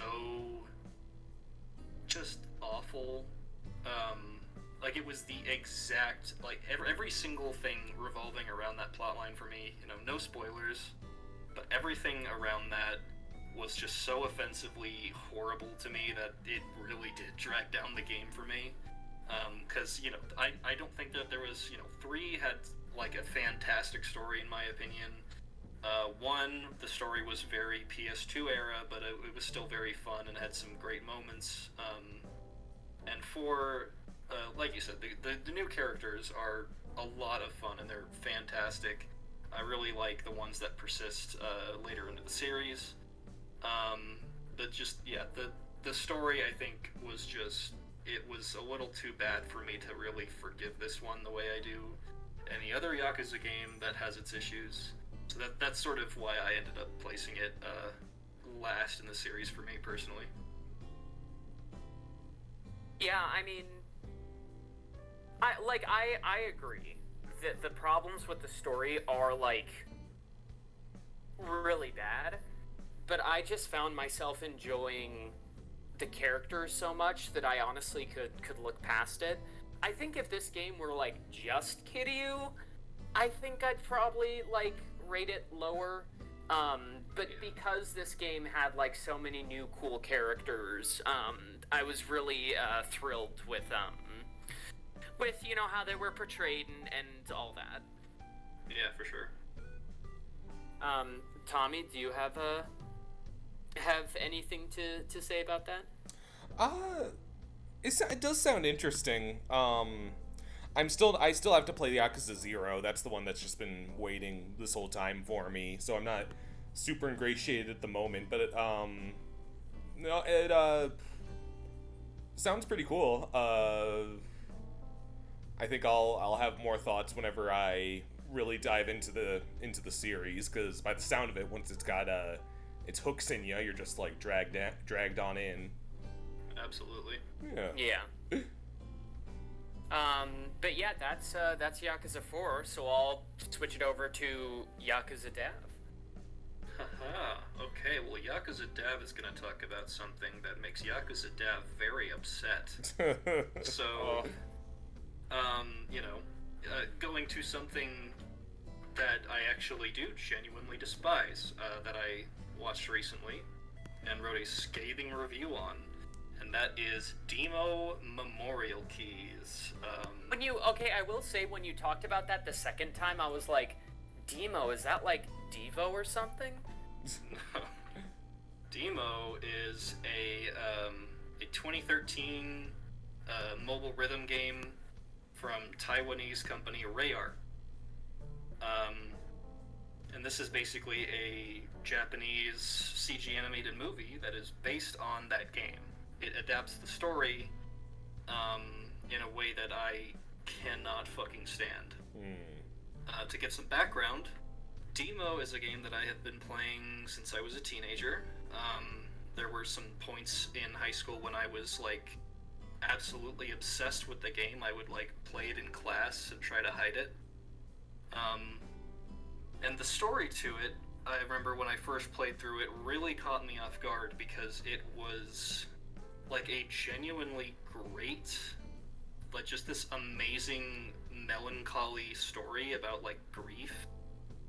And it is presented so well, the way that it sort of pairs with the gameplay, because the core gameplay is that you kind of play as Deemo, basically playing the piano, because there's this little girl named Alice who falls into, like, through a hole into this dark realm where Deemo lives, and he has a piano, and whenever he plays the piano, a tree in the room grows a little bit taller, and their goal is to grow the tree high enough that the girl can climb it and go back out the hole to where she came from. Oh, that's kind of fun. I mean, not fun in like that it sounds like, oh yay, what an adventure, but like it's a cool idea. Yeah, it's an interesting hook. You don't really know where it's gonna go, and there's like some hints as to where it goes kind of sprinkled in. But the ending, when you actually finally do grow the tree all the way, is just so astounding. It real like, I don't think anybody who played this blind like expected it to go that way. But you know, it's an ending that I still like. I will go back and just watch every once in a while because it's just so fucking cool. And the soundtrack to this game is one of my favorites of anything ever, because it's got so many artists from, like, you know, Japan, Taiwan, South Korea, just a bunch of like Southeast Asian musicians who came together and made this just vast library of just completely amazing songs of all sorts of different genres. Most of them are obviously like piano based, but there's also just all sorts of other ones that it gets very creative with. So that's really the foundation of my love for Deemo and the Deemo franchise until recently, because Rayark has done a few things that I despise, and this movie is one of them. But they also made Deemo 2, which is kind of an in-progress thing, and it sucks really bad. I dropped that very quickly, and especially after their announcement that they had fired all of their artists to replace them with AI. Oh, Jesus. Yeah, that's Fuck that. That's not good. They did that just this year, and that is so horrible because most of their games, like Citus, Voez, Deemo, have all been carried very heavily by their amazing art from great artists, and this is just such a slap in the face. And I think this movie, Deemo Memorial Keys, is kind of the bridge to that, because this movie technically came out last year. It was a theatrical release in Japan. I could show you guys like screenshots or videos of this animation, but rest assured, it is some of the ugliest fucking animation I've ever seen in my life. It is this 3D CG, like basically a horrible interpretation of the original like 2D art. Oof. The story is, it does adapt the original story somewhat, but it also adds so much, because the original story is not particularly long. Like, if you went on YouTube and watched all the cinematics, it would take like 10 minutes. Mm-hmm. They had to drag this out to 90 minutes, so they frame it basically from Alice after she has come out of the hole, basically after the tree grew and the game ended.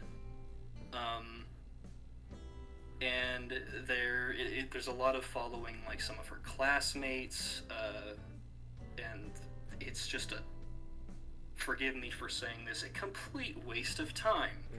And it just pads out the runtime, and anytime they cut back to like the flashbacks of the story from the game, they add like these stuffed animal characters that talk and like follow her around and explain what's going on, because there wasn't really any dialogue in the original. So oh no.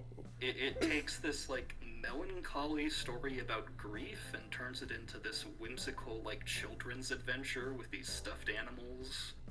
It fucking sucks. Oh, that sounds terrible. So it's like if I'm trying to think of a good comparison, but that's just but I can't think of a good comparison because that's just a shitty thing to do. It's the most. It's not even the most like weird, terrible decision in this movie.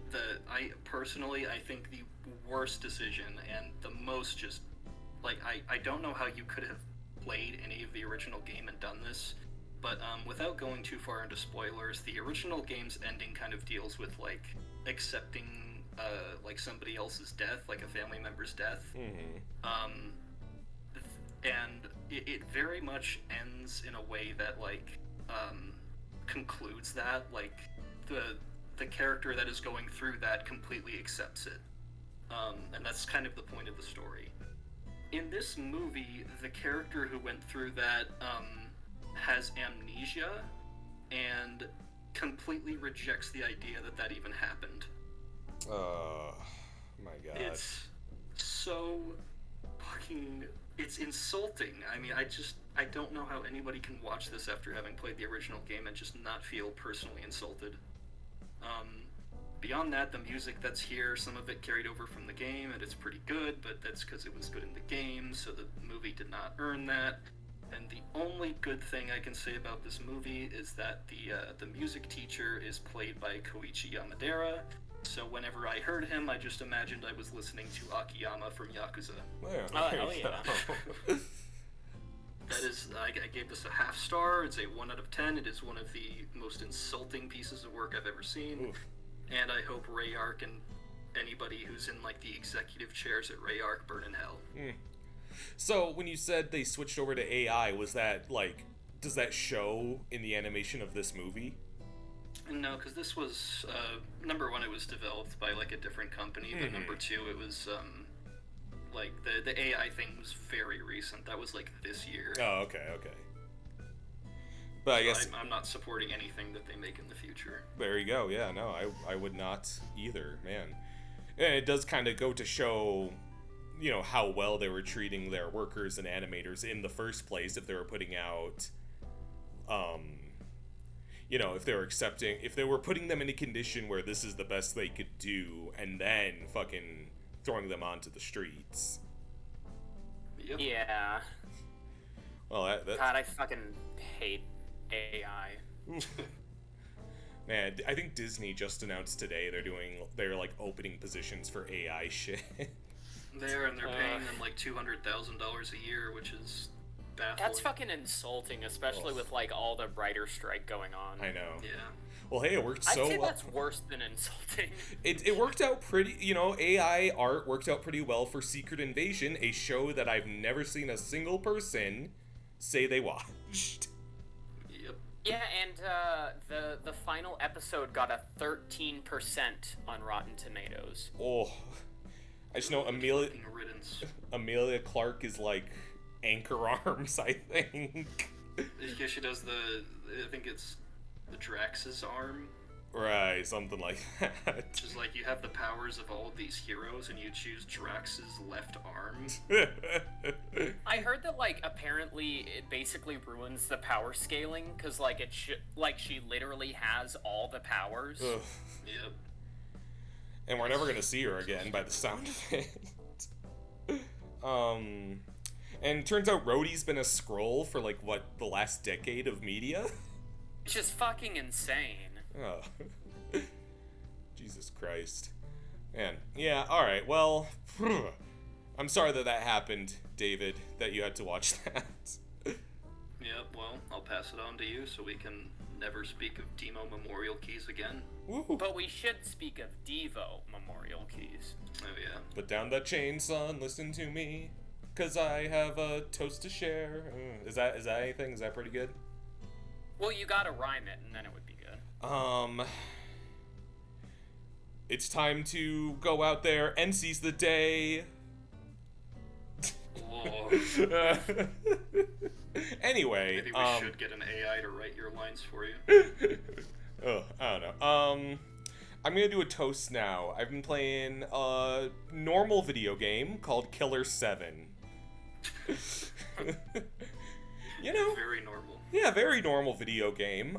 This is by Grasshopper Manufacturer, led by Suda51, and which is the same DNA that brought us No More Heroes, another normal game. But I'd say this one maybe a little less normal than No More Heroes. In fact, Which is fucking saying something. Oh, yeah. No More Heroes is. So this game is, it's kind of an insane project. In this game, I won't mince words, you are playing as an old man in a wheelchair who has the ability to shapeshift into people he has killed.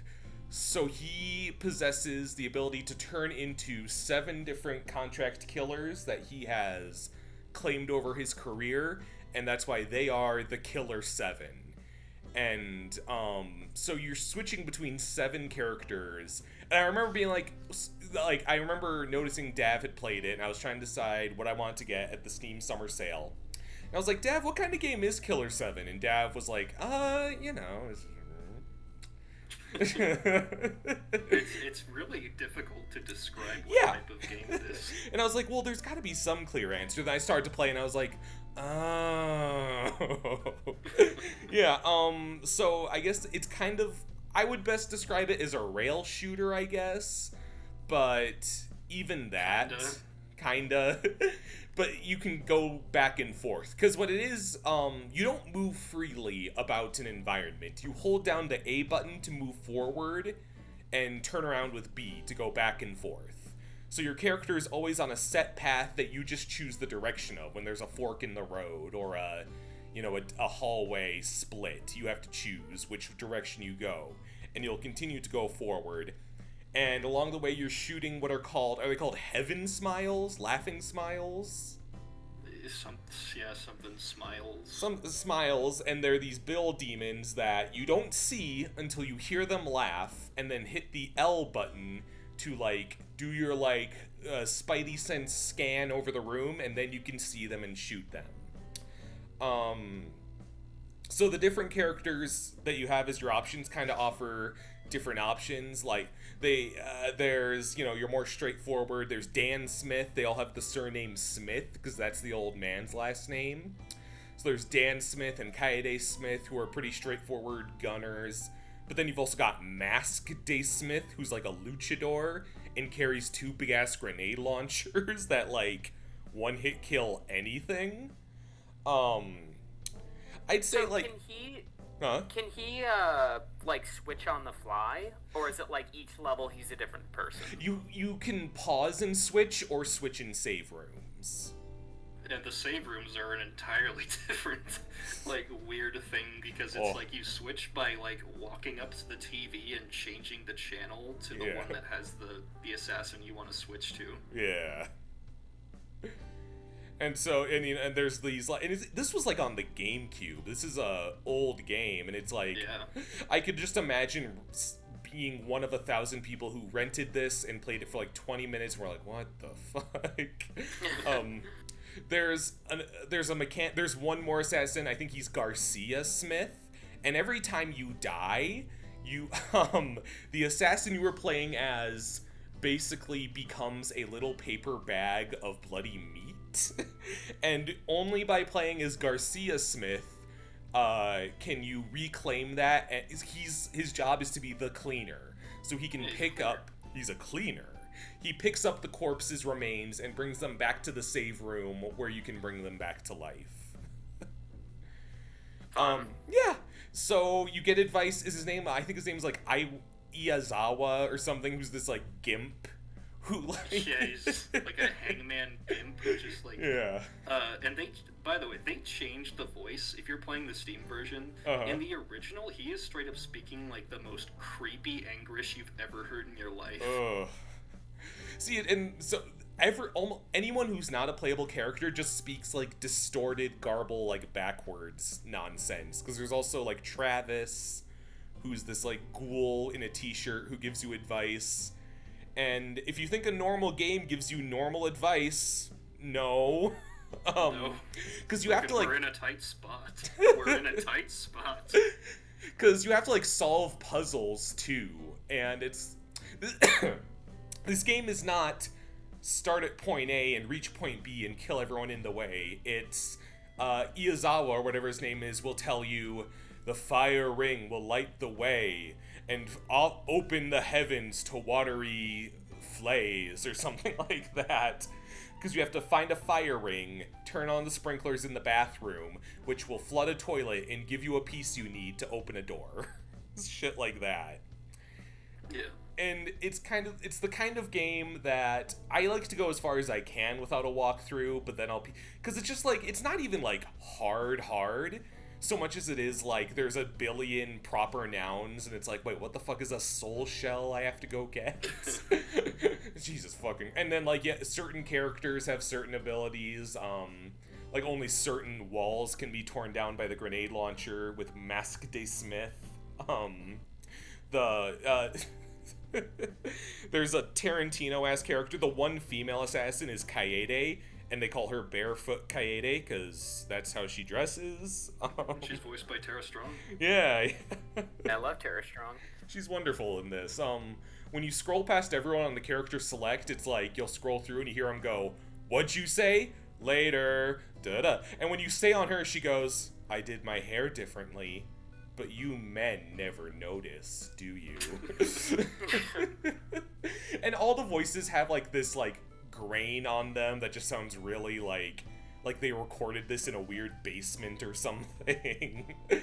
And everyone just has that, like, weird, uncanny feel. It's a very strange game, but I really love that about it. I don't know if I'm necessarily, like, I've killed the first boss, because, like, one level can take you some time if you're kind of going in circles.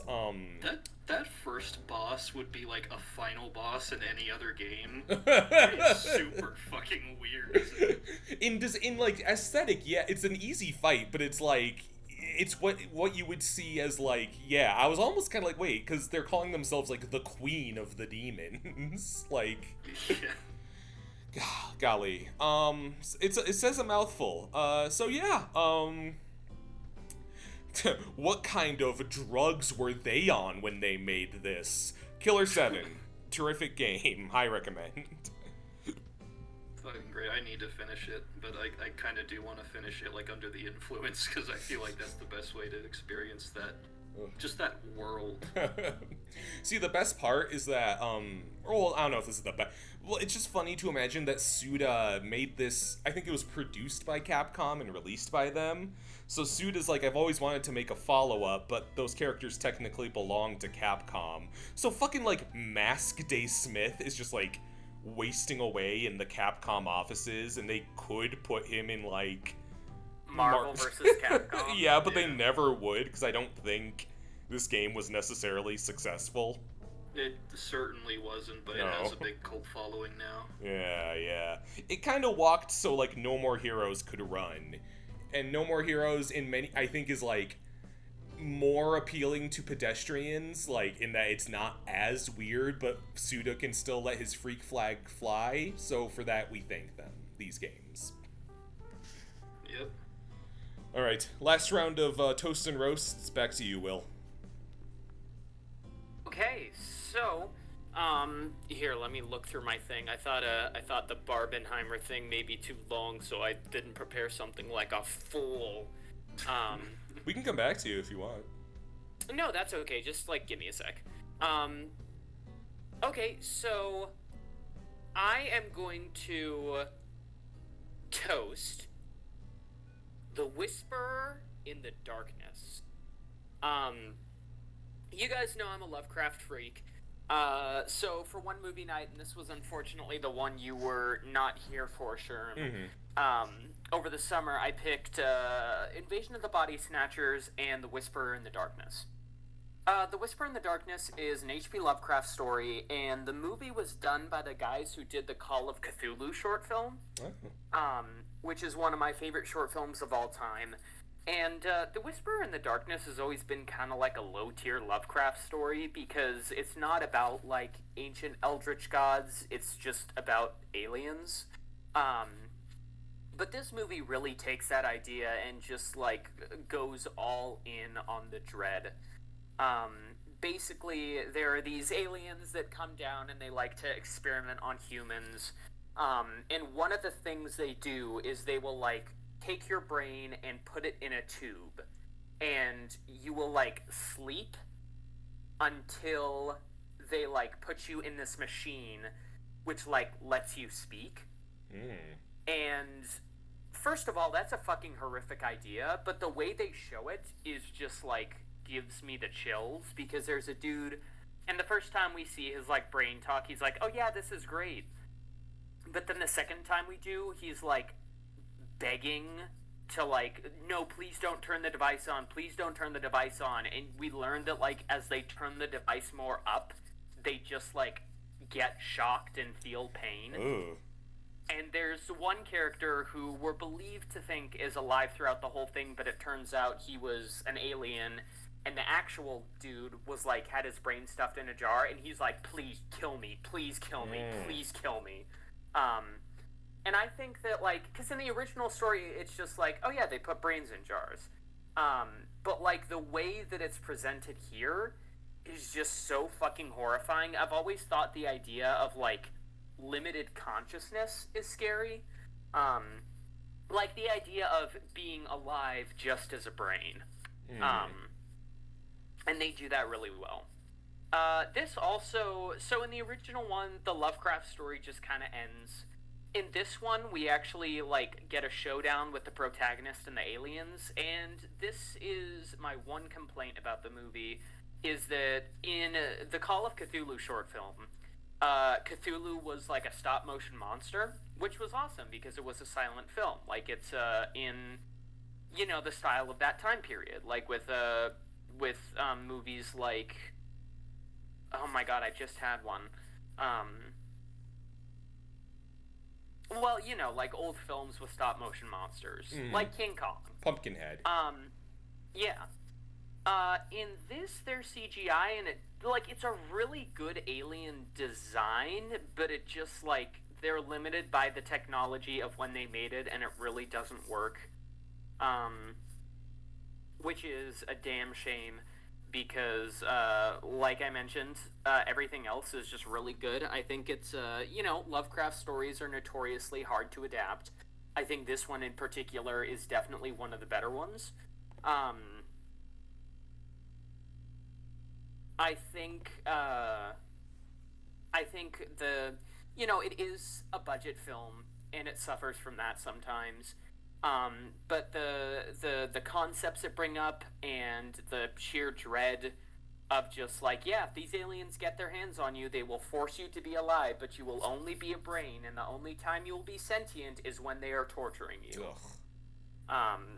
That's very, very spooky. It's some, I think, sorry. Oh, no, go ahead. I was just gonna say, it sounds, a bit, I have no mouth and I must scream, core. Very yeah, bad. it's not as horrific as that, but it's definitely, like, in the same genre of, like, being alive, but, forced to endure an infinite, torturous existence. Jesus. Yeah, because I think they can be killed still. I think he does, like, kill one of them. Well, no, that's, like... Because remember, he, like, the one that gets begged to be killed, he's like, oh, I can't do it, I can't take a human life, so he's, like, doomed him to an existence of just that forever. Right, yeah. And, I was just gonna say that I think the draw that they were specifically using to get, like, more people to willingly turn into the brains in jars or whatever was, that they could, like, live for a very long time and see the universe, because the aliens would, like, explore with them and show them things. Yeah. Sheesh. Which, like, judging off the characters' different reactions, I do kind of wonder if that was even true. Which, is not answered by the movie, but I'd prefer it that way, because it does give, like, that good ambiguity. Yeah, I know. This was a week, and it was just you, me, and Brandon, Dav. So, Dav, what'd you think of this movie? I thought it was very interesting. I mean, it's, compared to... I haven't really, admittedly, seen a whole lot of, like, Lovecraftian adaptations. I did really enjoy, like, the Color Out of Space and stuff. But, admittedly, with adaptations like that sort of go for kind of a different interpretation, it does, I think, lose a little bit of the kind of Lovecraft touch to it. And seeing faithful adaptations like Call of Cthulhu and this from this studio that was evidently very passionate about Lovecraft's work was really cool to see. I think that they really just get elevated that much more, even despite their budgets, because of, like, how faithful they are. Yeah, and it shows that, like, you can do Lovecraft adaptations that are just, like, very good and still very horrific. Yeah. Yeah, I just, like... I really wish there were more movies like this that weren't, like...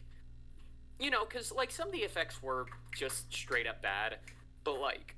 I'd much rather prefer that and just, like, being able to feel the passion of the movie makers than something like, oh, yeah, here's, Hollywood's adaptation of the Dunwich Horror, and, it's just, like, a bunch of generic CGI monsters.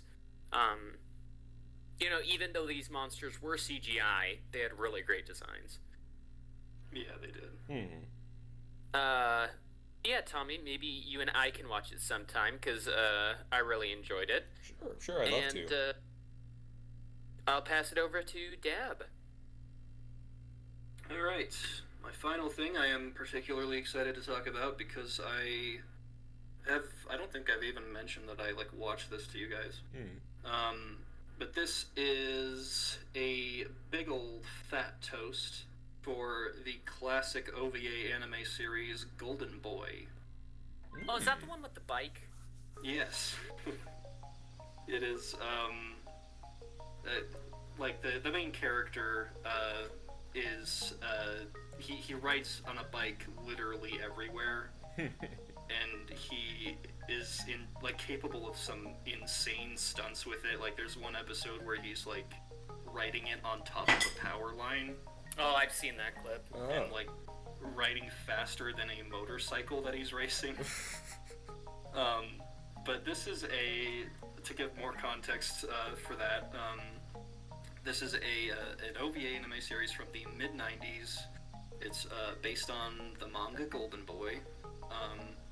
And the main character, Kintaro Oe, is what's called a freeter, which is basically it's a Japanese term for like a young person, like in their 20s, 30s, who doesn't really have a career. They just kind of bounce between a bunch of like low-paying jobs. And usually it's kind of a derogatory term, but in the case of the main character, Kentaro, he does this intentionally because he dropped out of law school even though he qualified for a degree. Like, he dropped out right before graduation. Because he didn't want to be locked into a specific career. He is just like so absurdly like thirsty for knowledge and gaining new skills, and he like carries this journal around with him that he writes everything in. That's why he just bounces between jobs like crazy. He's just like, I want to learn about how ramen is made, so I'm gonna work in a ramen noodle shop, or I want to learn how to swim, so I'm going to work as like a swimming instructor. But that's like not the only thing that drives him. It is like the main, first and foremost drive for him, but secondary to that is that every single time he gets a new job, it's usually because there's a very attractive woman who works there that he wants to frankly, I couldn't tell you what he wants to do with them, because he like talks about how much he wants to like sleep with them, but then like when he gets the chance to, he just doesn't. The loop of each episode is that he meets this attractive woman who's working at some job, and as both a way to learn the skill for that job and to impress the woman, he decides to work there. And he usually just absolutely sucks at it at first, but after some time of working there, he will pull some just insane stunt that gets him admiration from everybody who works there, including the women. So most episodes will end with him like just doing that, getting the admiration of everybody, winning the love of the woman he was trying to woo, and then he just gets on his bike and fucks off.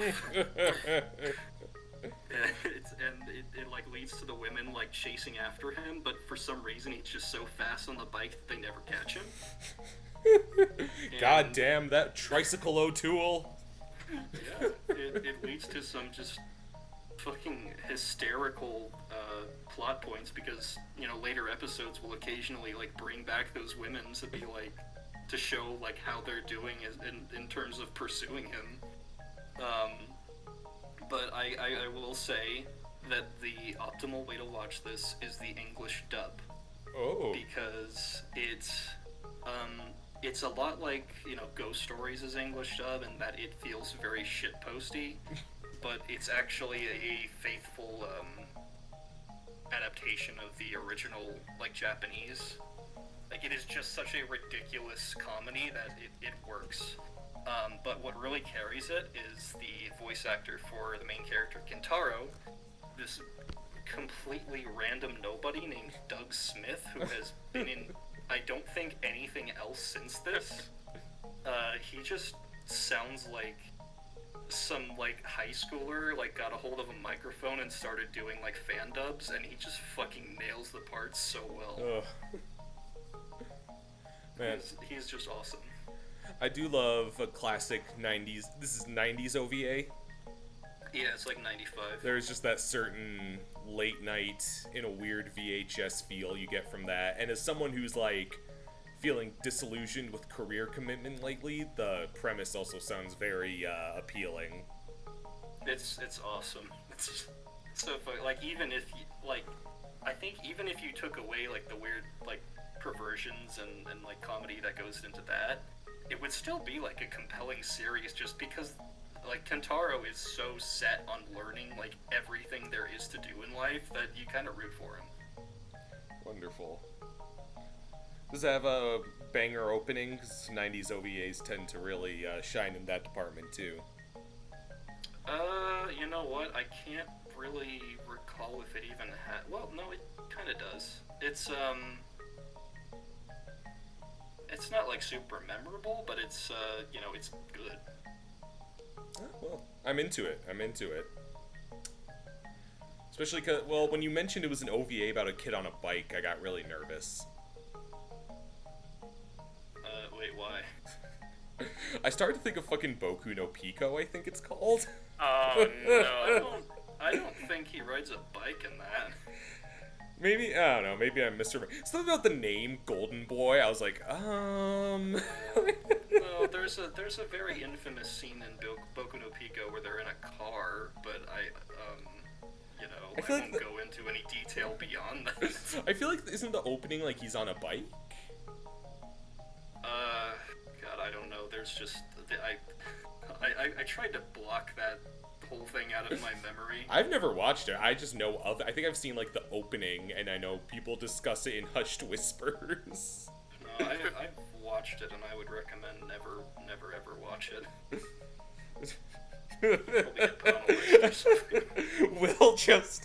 Will just texted me, "What the fuck is this?" And it's Amelia Clark with the Drax arm. She's got the fucking the masturbatory arm. With anchor arms. Jesus. Anyway, highly advise against watching Boku no Pico, but I highly recommend watching Golden Boy, especially since it's only like 6 episodes and they're relatively short, so very bingeable and fantastic. That's all I got on that, so I will pass it off to Sherman Potato Smith. Alrighty, for our last isolated top before news, speaking of normal pieces of media, Will, you and I watched a little movie called Zardoz. Zardoz! And Hell yeah. I'm a little obsessed with Zardoz. So there's movies where it's like you watch it and you're like, oh, now I know this thing everybody parodies, what it's from, or what everybody's homaging. Then there's movies where it's like, how the fuck is everybody not referencing this in everything ever? Like, how are there not a million compilations of, like, Zardoz Family Guy bits or something? Because I think this movie gets a bad rep, and it is incredibly silly.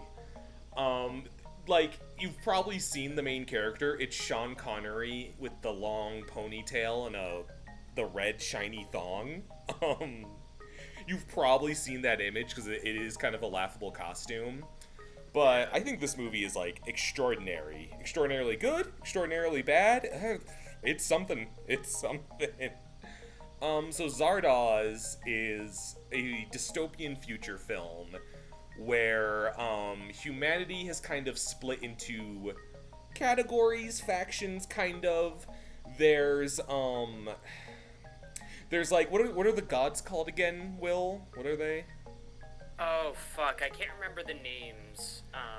It's like the rich people. You mean, the richest, highest class basically figured out immortality and became gods. Some of them are so bored by life that they became what's called apathetics, who like can't even be bothered to move. They just like stay in one place. And then I think is it the Brutals, who are like the people down on the surface? Yeah, they're like the every people. Yeah, your everyday. You know, civilization kind of crumbled. The rich were able to escape and discover immortality and live kind of in paradise. And the people down below were kind of left to scavenge, and they became the Brutals.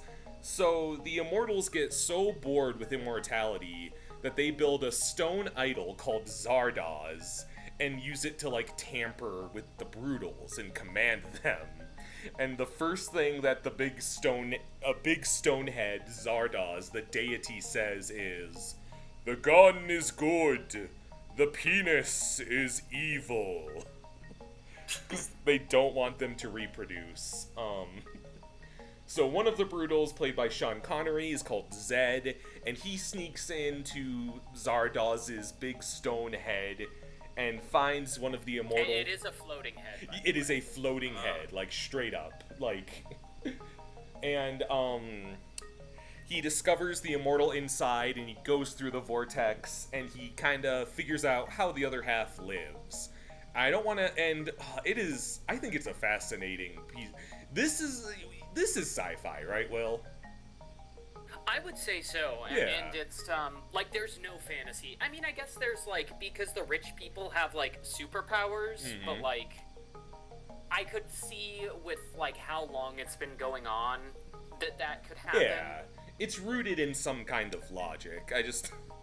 Can I tell the time when you were like, Tommy, what are your favorite sci-fi films? And I mentioned Godzilla against Mechagodzilla, and you just told me, I don't think that's sci-fi, and you haven't seen that movie. Yeah, but, like, I don't think it's... Is it sci-fi? Well, I think Godzilla... I'd say it is. Yeah. Because Godzilla as a concept is, like, related to nuclear war and mutation. So I think that's rooted in a science. I suppose that's true, yeah. There's a couple of his villains that I'd say reach more into science fantasy, but then Mechagodzilla is a robot. It's conceivable science. Yeah, but it's a robot that's, like, possessed by the soul of the original Godzilla. Because they built it on his skeleton. That is a bit fantasy. But It is yeah, a bit it's- fantasy, yeah. It's still, I would still say it's sci-fi. Yeah. So, and, like, Zardoz, this movie's kind of a lot about sex, because, like, the Immortals were trying to keep the Brutals from, procreating, which is why they say the penis is evil. So there's, And also like... because Sean Connery stars in it. Oh, yeah, absolutely. No, this was made after Diamonds Is Forever, which is the last Connery Bond film, and no one else would hire him after that. He just got really typecast. So the director of this movie got him for like $22,000, where he was making $1 million for a Bond. And Wow. I think his name's John Boorman is the director. He straight up admits, I was on a lot of drugs. I don't know what chunks of that movie are about. Like, and there are parts that are very just strange, but I think I pretty much see what they're going for. The Immortals have been so separated from earthly pleasure that they're like, there's like a whole scholarly cast of experimenters, and they're like, we're trying to figure out what causes sexual stimulation. And I love this bit. There's like one main immortal that Zed ends up kind of falling in love with, and they're like, let us test you. So they show a big screen, and they show a naked woman in the shower, tits out completely, and Zed's not reacting. So they show, like, naked women mud wrestling. Zed's not reacting. And the lead scientist is like, well, this is getting nowhere. And she turns off the screen, and she just looks at Zed, and then you don't see Sean Connery's dick, but everyone in the room starts reacting, because it's just the girl he likes is causing him to be sexually stimulated in that moment. He's demisexual. Yeah. And I think a part of why this movie is so broadly, like, there are people who are like, oh, this is one of the worst films ever, this is terrible, and it's gotten kind of a cult following, and I do think it's kind of a repulsion, like, the repulsion to sex, that it's like, no, you can't talk about sex in a sci-fi action, like, that's stupid, you can't. And then it's like, on top of that, Sean Connery's in a thong, and it's very... I'm not saying it's not ridiculous, but I don't think it's bad. I think it's like, it knows what it's doing, it has some big things to say, there's really cool parts in it. It's become like a weird camp favorite of mine. I think it's really cool. Sounds very interesting. I always love movies that were made by people who were on, like, a lethal amount of drugs. Oh, yeah. No, this absolutely was. It really does seem that way. I think there's an opening, the opening crawl is the floating head of a character, just in an empty void, explaining the premise. And they put that in because test audiences were like, we need an explanation, we need some context. Yeah, so that's they're like, pretty funny. You want context? I'll give you context. And it's the character floating around like, I am Arthur Frayne, also known as Zardoz. So he's like compromising the weirdness in the weirdest way possible. Yeah, high recommend for Zardoz. Alright. Nice. Okay, alrighty, so news time. A couple smaller things first before the two kind of big tentpoles. we did get a title and teaser for Godzilla Minus One. God. Fuck yeah, man. Man. Yeah, if it's even like slightly as good as Shin Godzilla, I'll fucking in. I'm just stoked that it's like I don't even think Shin Godzilla released in American theaters in a timely manner, and that was like 2016. I mean, this is like a month after Japanese theaters get it. We're getting it. That's just a fucking miracle. Oof. Hell yeah. I do wonder what the significance of the minus, because I know there's like, maybe I'm just pulling at straws. I think there's a film called Godzilla versus, is it Monster Zero or Planet Zero? There's Invasion of the Astro Monster. Hmm. Monster Zero might be, if I'm remembering correctly, might be like a Ghidorah reference. I don't really recall, because I don't think that's like an English name. I just wonder what the minus one is. I'm interested to see. I think the minus one is because this takes place like right after World War II, where like the original Godzilla was like 54. This is like Japan is rebuilding from the atomic bombings, and suddenly Godzilla shows up and starts fucking things up more. Godzilla's like, that's a nice town. So it's an Oppenheimer sequel, is what you're saying. Yeah, pretty much. I'm looking forward to it.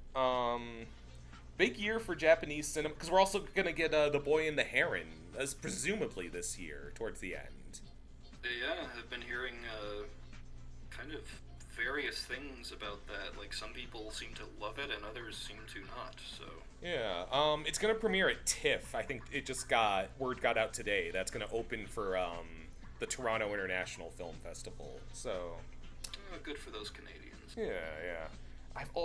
I want to go to a either TIFF or South by before I die, because every time I see one of those, I'm like, why do you get to see the movies? I'd like to see the movies.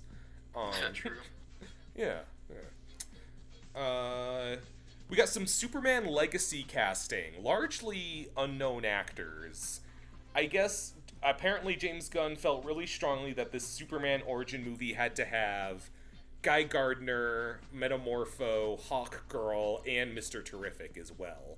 But still, ostensibly no word on any villain is what's weird. It sounds a little bloated for, like, the start of it. I know, that's what's weird. It's concern. Like, I know James Gunn has a fucking incredible track record, but, like, that's a lot. Like, are they just gonna show up for, like, 3 seconds and leave? I don't know. He's kind of put it like, I don't know. I'm sure it's something in execution that might make more sense. He's kind of put it like part of Superman's identity is the fact that he's an alien. So it's a younger Superman, but he seems to be in touch with that. Maybe he just has to... Because, I guess Hawkgirl and Guy Gardner are kind of space police. Maybe they just check in to say, like, Superman, you're not fucking up Earth, are you? I don't know. We'll see, I guess. Interesting to me, they haven't cast Lex Luthor yet. I'm watching that very carefully, very closely. And I hope Cyril Figgis isn't Deathstroke when they introduce him. Jesus. And I hope Lex Luthor isn't an incel. Yeah. You don't like the Adventures with Superman, I'm having a hard time Slade Wilson? I'm having a hard time getting into it. I'm gonna give it we can talk. I'm excited. I'll watch a few more, and I'm thinking next month we'll really get into it, because I'm just in a weird place with it right now. That's fair. I'm really liking it so far, but I also don't really have an attachment to the characters in the same way that you do, so I don't really care that they're, like, a different take on it. Sure. I don't even mind. Sorry. I was just gonna say, Deathstroke is my favorite villain ever. So, like... Yeah, you probably don't like the Adventures with Superman version of him, huh? I mean, I want to see what happens to him, because there are, like, I've seen clips, and there are moments where I'm like, okay, yeah, that's Slade Wilson, but, like, they have a long way to go if they're going to, like, make him what makes Deathstroke a good character. It does seem like, from an outsider's perspective, it does seem like kind of every character is boiled down to, like, oh, hey, this is, like, this is their one defining personality trait, and I don't love that. It's like, it's a lot of, like, cutification. Like... Yeah. Like, Dev, have you seen the Professor Ivo episode yet? Which one is that? It's like, they see that tech billionaire, I think it's like the 4th episode. Oh, yeah, I think I did watch that one, yeah. So he's like, in the comics, he's like a freaky little guy. He's like a mad scientist, and the show makes him like Tony Stark almost. And then like, Luthor, and then like they show, there's a character named Alex who has red hair and glasses, and it seems to be Lex Luthor. Yeah. So there's like a lot of, if you will, twinkification of like every character. It's true that it is, like, the style is definitely more, like, you can tell it was probably made by people who grew up on, like, Tumblr. But oh yeah, I don't, it's still, like, it's not so extreme to the point that it, like, bothers me personally. I'm gonna give it... You know, I mean, Superman's still, like, a big old, like, buff dude. He's wonderful. He's wonderful. I'm gonna give it more of a fair shake before I go all in one way or the other, though. There's still like, a few episodes to go. Yeah. So we could probably hash that out next month. Okay, alright, so the two big things. Number one, SAG, the Screen Actors Guild, has joined WGA in solidarity and strike. DGA is a bunch of nerds, of course. They didn't get all in, but this is a pretty huge shakeup for Hollywood. You don't need me to tell you that. But I think it says a lot that HBO and the bottomless pit that is, Warner Brothers, is uncanceling canceled shit because they've run out of stuff to show. The Scooby-Doo and Crypto 2 animated movie was originally scrapped and I think leaked online, and they just don't have content anymore, so they're like, fuck it, well, let's put it back up. Yep. Yeah, Pathetic. the executives are being greedy bastards. They make like I read somewhere that like the average writer makes about like $65,000 per year, and the average CEO makes like $75,000 a day. Ugh. Like, this is 100% people who are just so in love with money that they have lost all their humanity. Absolutely. It's monstrous. It just keeps getting worse. I mean, personally, I do not see the point. I don't think any human being should have more than $1 billion. That is fucking insanity. What are you gonna... You are never going to spend that money. You can't take it with you, yeah. It's fucking out of control. And, you know, movie release dates are getting shifted a bit. Challengers, which stars Zendaya, has been delayed because as long as actors are on strike, they won't promote their films. They won't be going on talk shows or Hot Ones, what have you. So movies that would have relied on their stars for word of mouth are being shifted significantly. And I'm not saying that to be like, oh, the strike is delaying your movies. I'm saying we may, don't take actors and writers for granted for how much they do for work. They don't often get paid to tweet out every time there's a new episode of The Bear or whatever. Orange. Yeah, exactly. Just today did you guys see the new Teenage Mutant Ninja Turtles Mutant Mayhem trailer that just dropped today?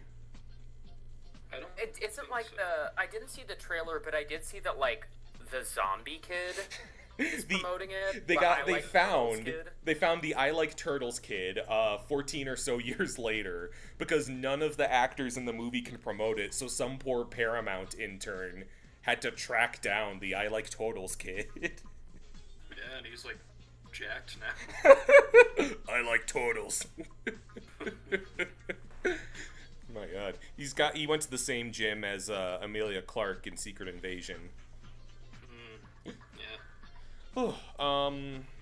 Yeah. So the CEOs are being really stubborn. They're saying they want to hold out till November or so. I really hope the actors hold on as long as they need to get, you know, it's huge that the actors joined in, because that's like the faces that the writers really needed, because they maybe don't get the same recognition. Dwayne Johnson, I think, made a 7-figure donation to the strike fund, so people who aren't working can eat and stuff, which is honestly, like, hell yeah. Yeah, honestly amazing. I really hope because I could. It's the cynic in me who could so see people caving when they're like, okay, you ready to come back and sign on to being AI digitized? I truly, truly hope that we can I say we, like, that they can just, like, band together long enough to really make them choke on those wicked aspirations that the CEOs have. Yeah. Absolutely, fuck them all. Yeah. I mean, if I think the last time there was a big strike like this, it like gave way to more like independent creators and more amateur stuff to like really establish themselves, and that, you know, if this leads to anything like that, then that will hopefully be a net positive, and, you know, hopefully the execs get their heads out of their asses and fucking quit messing around with people's livelihoods. Completely, man. Is that in reference to the writer's strike of like roughly 2007 or so? Yeah, kind of back around that era. I think that's really because, you know, also like YouTube, I think, has a lot to credit to that. A lot of YouTube creators, when there wasn't a lot of major stuff being put out, people kind of turned to that sort of thing, and I think we might see something similar here, hopefully. So. I'm kind of hoping they make like a sticker or a label that'll go on a poster or something that's like AI free. You know, the way there's like no animals were harmed. I just want a little sticker so I can just take a quick glance and go, okay, no dead people are digitized into this movie. There's no 6-fingered humans made by AI. I think that would actually like genuinely help sell shit. Honestly, yeah. Yeah, that is a very good idea. I hope that they would have a way to like hold people accountable to being honest about that. We create an AI that can scan for AI. Well, yeah, I mean, that is like one thing people are proposing, is that we have like defensive AI that can detect that sort of thing. So. Hell world. Are you happy you did like Renaissance paintings of your pets yet, Facebook moms? Was it worth it? Oh. Alright, the other big tentpole is that San Diego Comic-Con occurred the other week. We got a handful of announcements from there. As always, I'm never totally sure how to prepare, but I pulled up an article of the big announcements. I don't want to turn this into a Mortal Kombat podcast, but there were some tasty Mortal Kombat announcements. Definitely, yeah. We got the DLC pack with Homelander and Omni-Man and Lee May, who's a retro character I've really been waiting to see again, updated, and she looks great. Oh, and Peacemaker is there too. I don't want to leave him out. We have the worst Ermac design ever. Yeah. They'll spice him up. Everyone's vocal about it. Dav, you like the Harley Quinn show. Did you have any feels about the forthcoming 4th season? I haven't seen the trailer for it yet, but, you know, I'm sure I'll watch it when it drops. I've watched like the first couple of, and I always like it. I don't know why I haven't finished it yet. Yeah, it's honestly good. Yeah, I dig it. Let's see. We got some stuff. I think Spider-Man 2, the story trailer, was at yes. Comic-Con. That's right, we did get that. So we got our look at Venom. Yeah. For some reason, we couldn't stop losing our shit at the way Harry and Peter look in this game. I really miss the face model from like the original. Yeah, the first like PS4 release before they did the remaster, and like as much as people seem to be denying it, they absolutely made that change to make him look more like Tom Holland. Oh, completely. Yeah. Are we liking the looks of Venom? Have we discussed that a lot? Oh fuck yeah, and fucking Tony Todd doing the voice is perfect. I still don't like that Venom isn't Eddie, but like he looks really good. Yeah. It would not surprise me if maybe like the cliffhanger, like Eddie's floating around the story somewhere, and maybe the cliffhanger is them reuniting or something.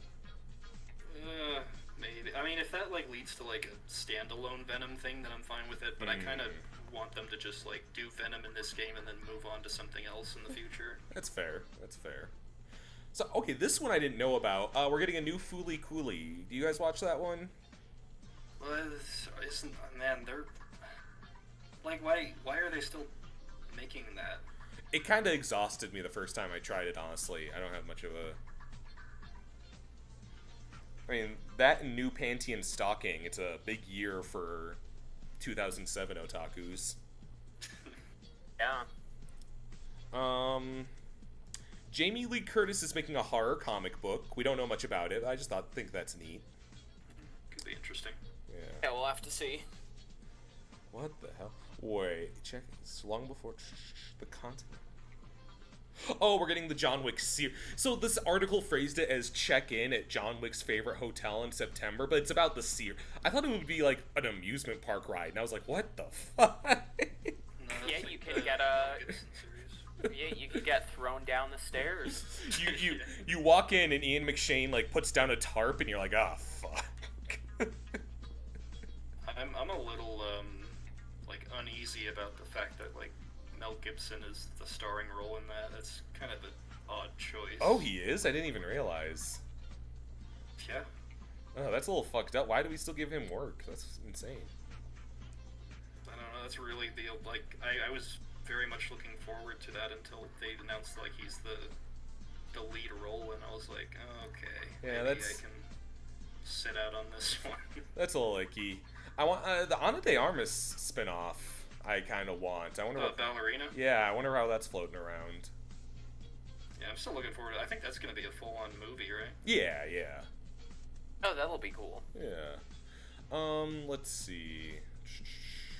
We did get that teaser for Invincible Season 2 at long last. Fuck yeah, dude. Yes. Invincible hype is just its own flavor. That trailer was so fucking good.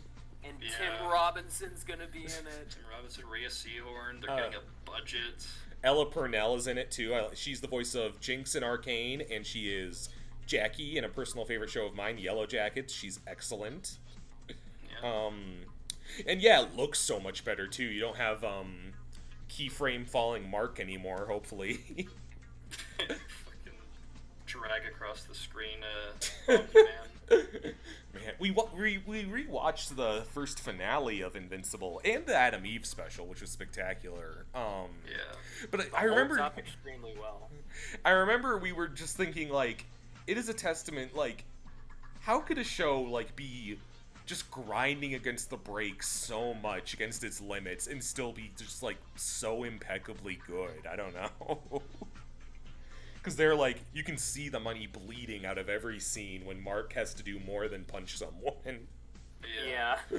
Man, what a good... And it's such a good crowd pleaser, because it just gives you that feel that anyone could die, and yet they give everyone a moment, you know what I mean? Like, they have that gigantic fucking cast, and I'm ready for more. And it helps that the source material is as strong as it is. Yeah. November 3rd! Hell yeah. Let's see, what else? There's some stuff about Talk to Me, the new A24 scary movie. Oh, that's done by the fucking Raka. Is that them? Yeah, that's the fucking McDonald people. Oh my god. So it's they're apparently really good. Oh man. I'm trying to decide, because I'm moving out of my apartment this weekend. I'm gonna have one last Tommy's Day Out, which is I listen to a podcast and get Fat Burger on my cheat day and see a movie. I could see that. I could see Haunted Mansion, or I could see the Slam Dunk movie, and I'm sure Talk to Me is better. But like, I'm so exhausted by like indie horror, because like the double whammy of Evil Dead Rise and Infinity Pool, like neither one being bad, but just not quite scratching that itch. I don't know. Yeah. I'll probably watch it when it streams. Maybe I'll see. But Haunted Mansion isn't doing so well either. But at least like it's silly enough that it'll probably be entertaining. I'm not sure. Yeah, I don't think Haunted Mansion's gonna be good, but I think it's gonna be entertaining. You had a lot of faith in. Is it just the reviews pouring out? Yeah, but like also, as long as it feels like the ride, I'm gonna be happy. I think I'm hoping they made this movie for like fans of the ride. Yeah. And if that means that it was poorly reviewed and no one else liked it, then that's fine with me. That's fair. And that's kind of how I feel too. I'm so newly ingratiated with the ride that I feel, since we've gone on it twice in the past 2 years and really enjoyed it, I feel like I want to just kind of top that off. Let's see. The Borderlands movie got a release date. Let's see. I barely know. I'm kind of a layman to Borderlands. I kind of know it, including Cate Blanchett, Jamie Lee Curtis, Kevin Hart, Ariana Greenblatt, Florian Monteau, and Jack Black as Claptrap. Yeah, okay, so as somebody who has played the Borderlands games, I think really the only casting I truly like out of that is Jamie Lee Curtis. I'm pretty sure she was cast as Tannis, who was never a very major character, but like I get it, it's Jamie Lee Curtis, she fits it. Yeah. Fucking Kevin Hart as Roland is the worst casting I've ever seen in my life. That is terrible. Roland, for context, is a like bulky like super soldier who carries around a massive turret. Oof. Oh, geez. And Claptrap is a robot, but his voice is like iconic enough that they really should have just used the one from the game. But of course they don't really do that. So Man, this movie's going to be abominable. yeah, sounds pretty bad. Do we care much about Rick and Morty the anime? No. First trailer might be cute. The Walking Dead Daryl Dixon. Also, yeah. Couple DC. We're getting a War World DC animated movie, which I think is supposed to be gruesome R-rated, so that's kind of fun. And a Watchmen animated movie. I don't know. Yeah.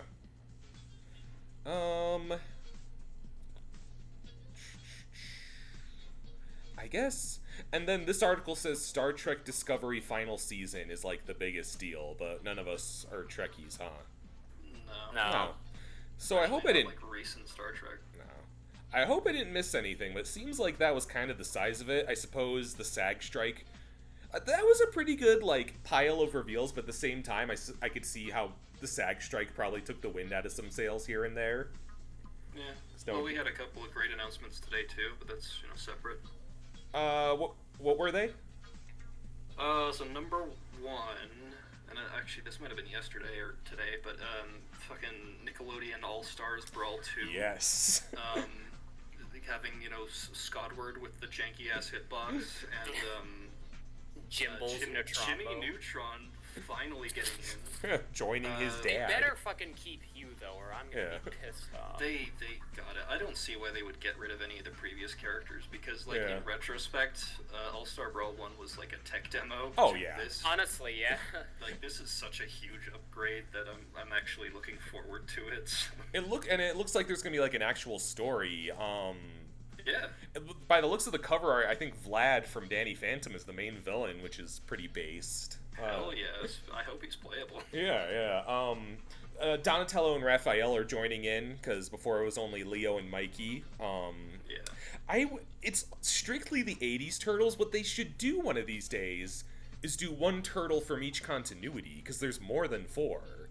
So do like an 80s turtle, a Nick turtle, a Mutant Mayhem turtle, and a Rise turtle, one each. That's what would be really cool. Yeah. Yeah. See, when I because this got leaked a little. Like there was some like someone got a weird picture of the box art, and I was like, all right, I think you're starting to overstay your welcome a bit. Then I watched the trailer where it's Squidward watching everybody in the first game fight out his window, like the meme, and I was like, you sucked me back in.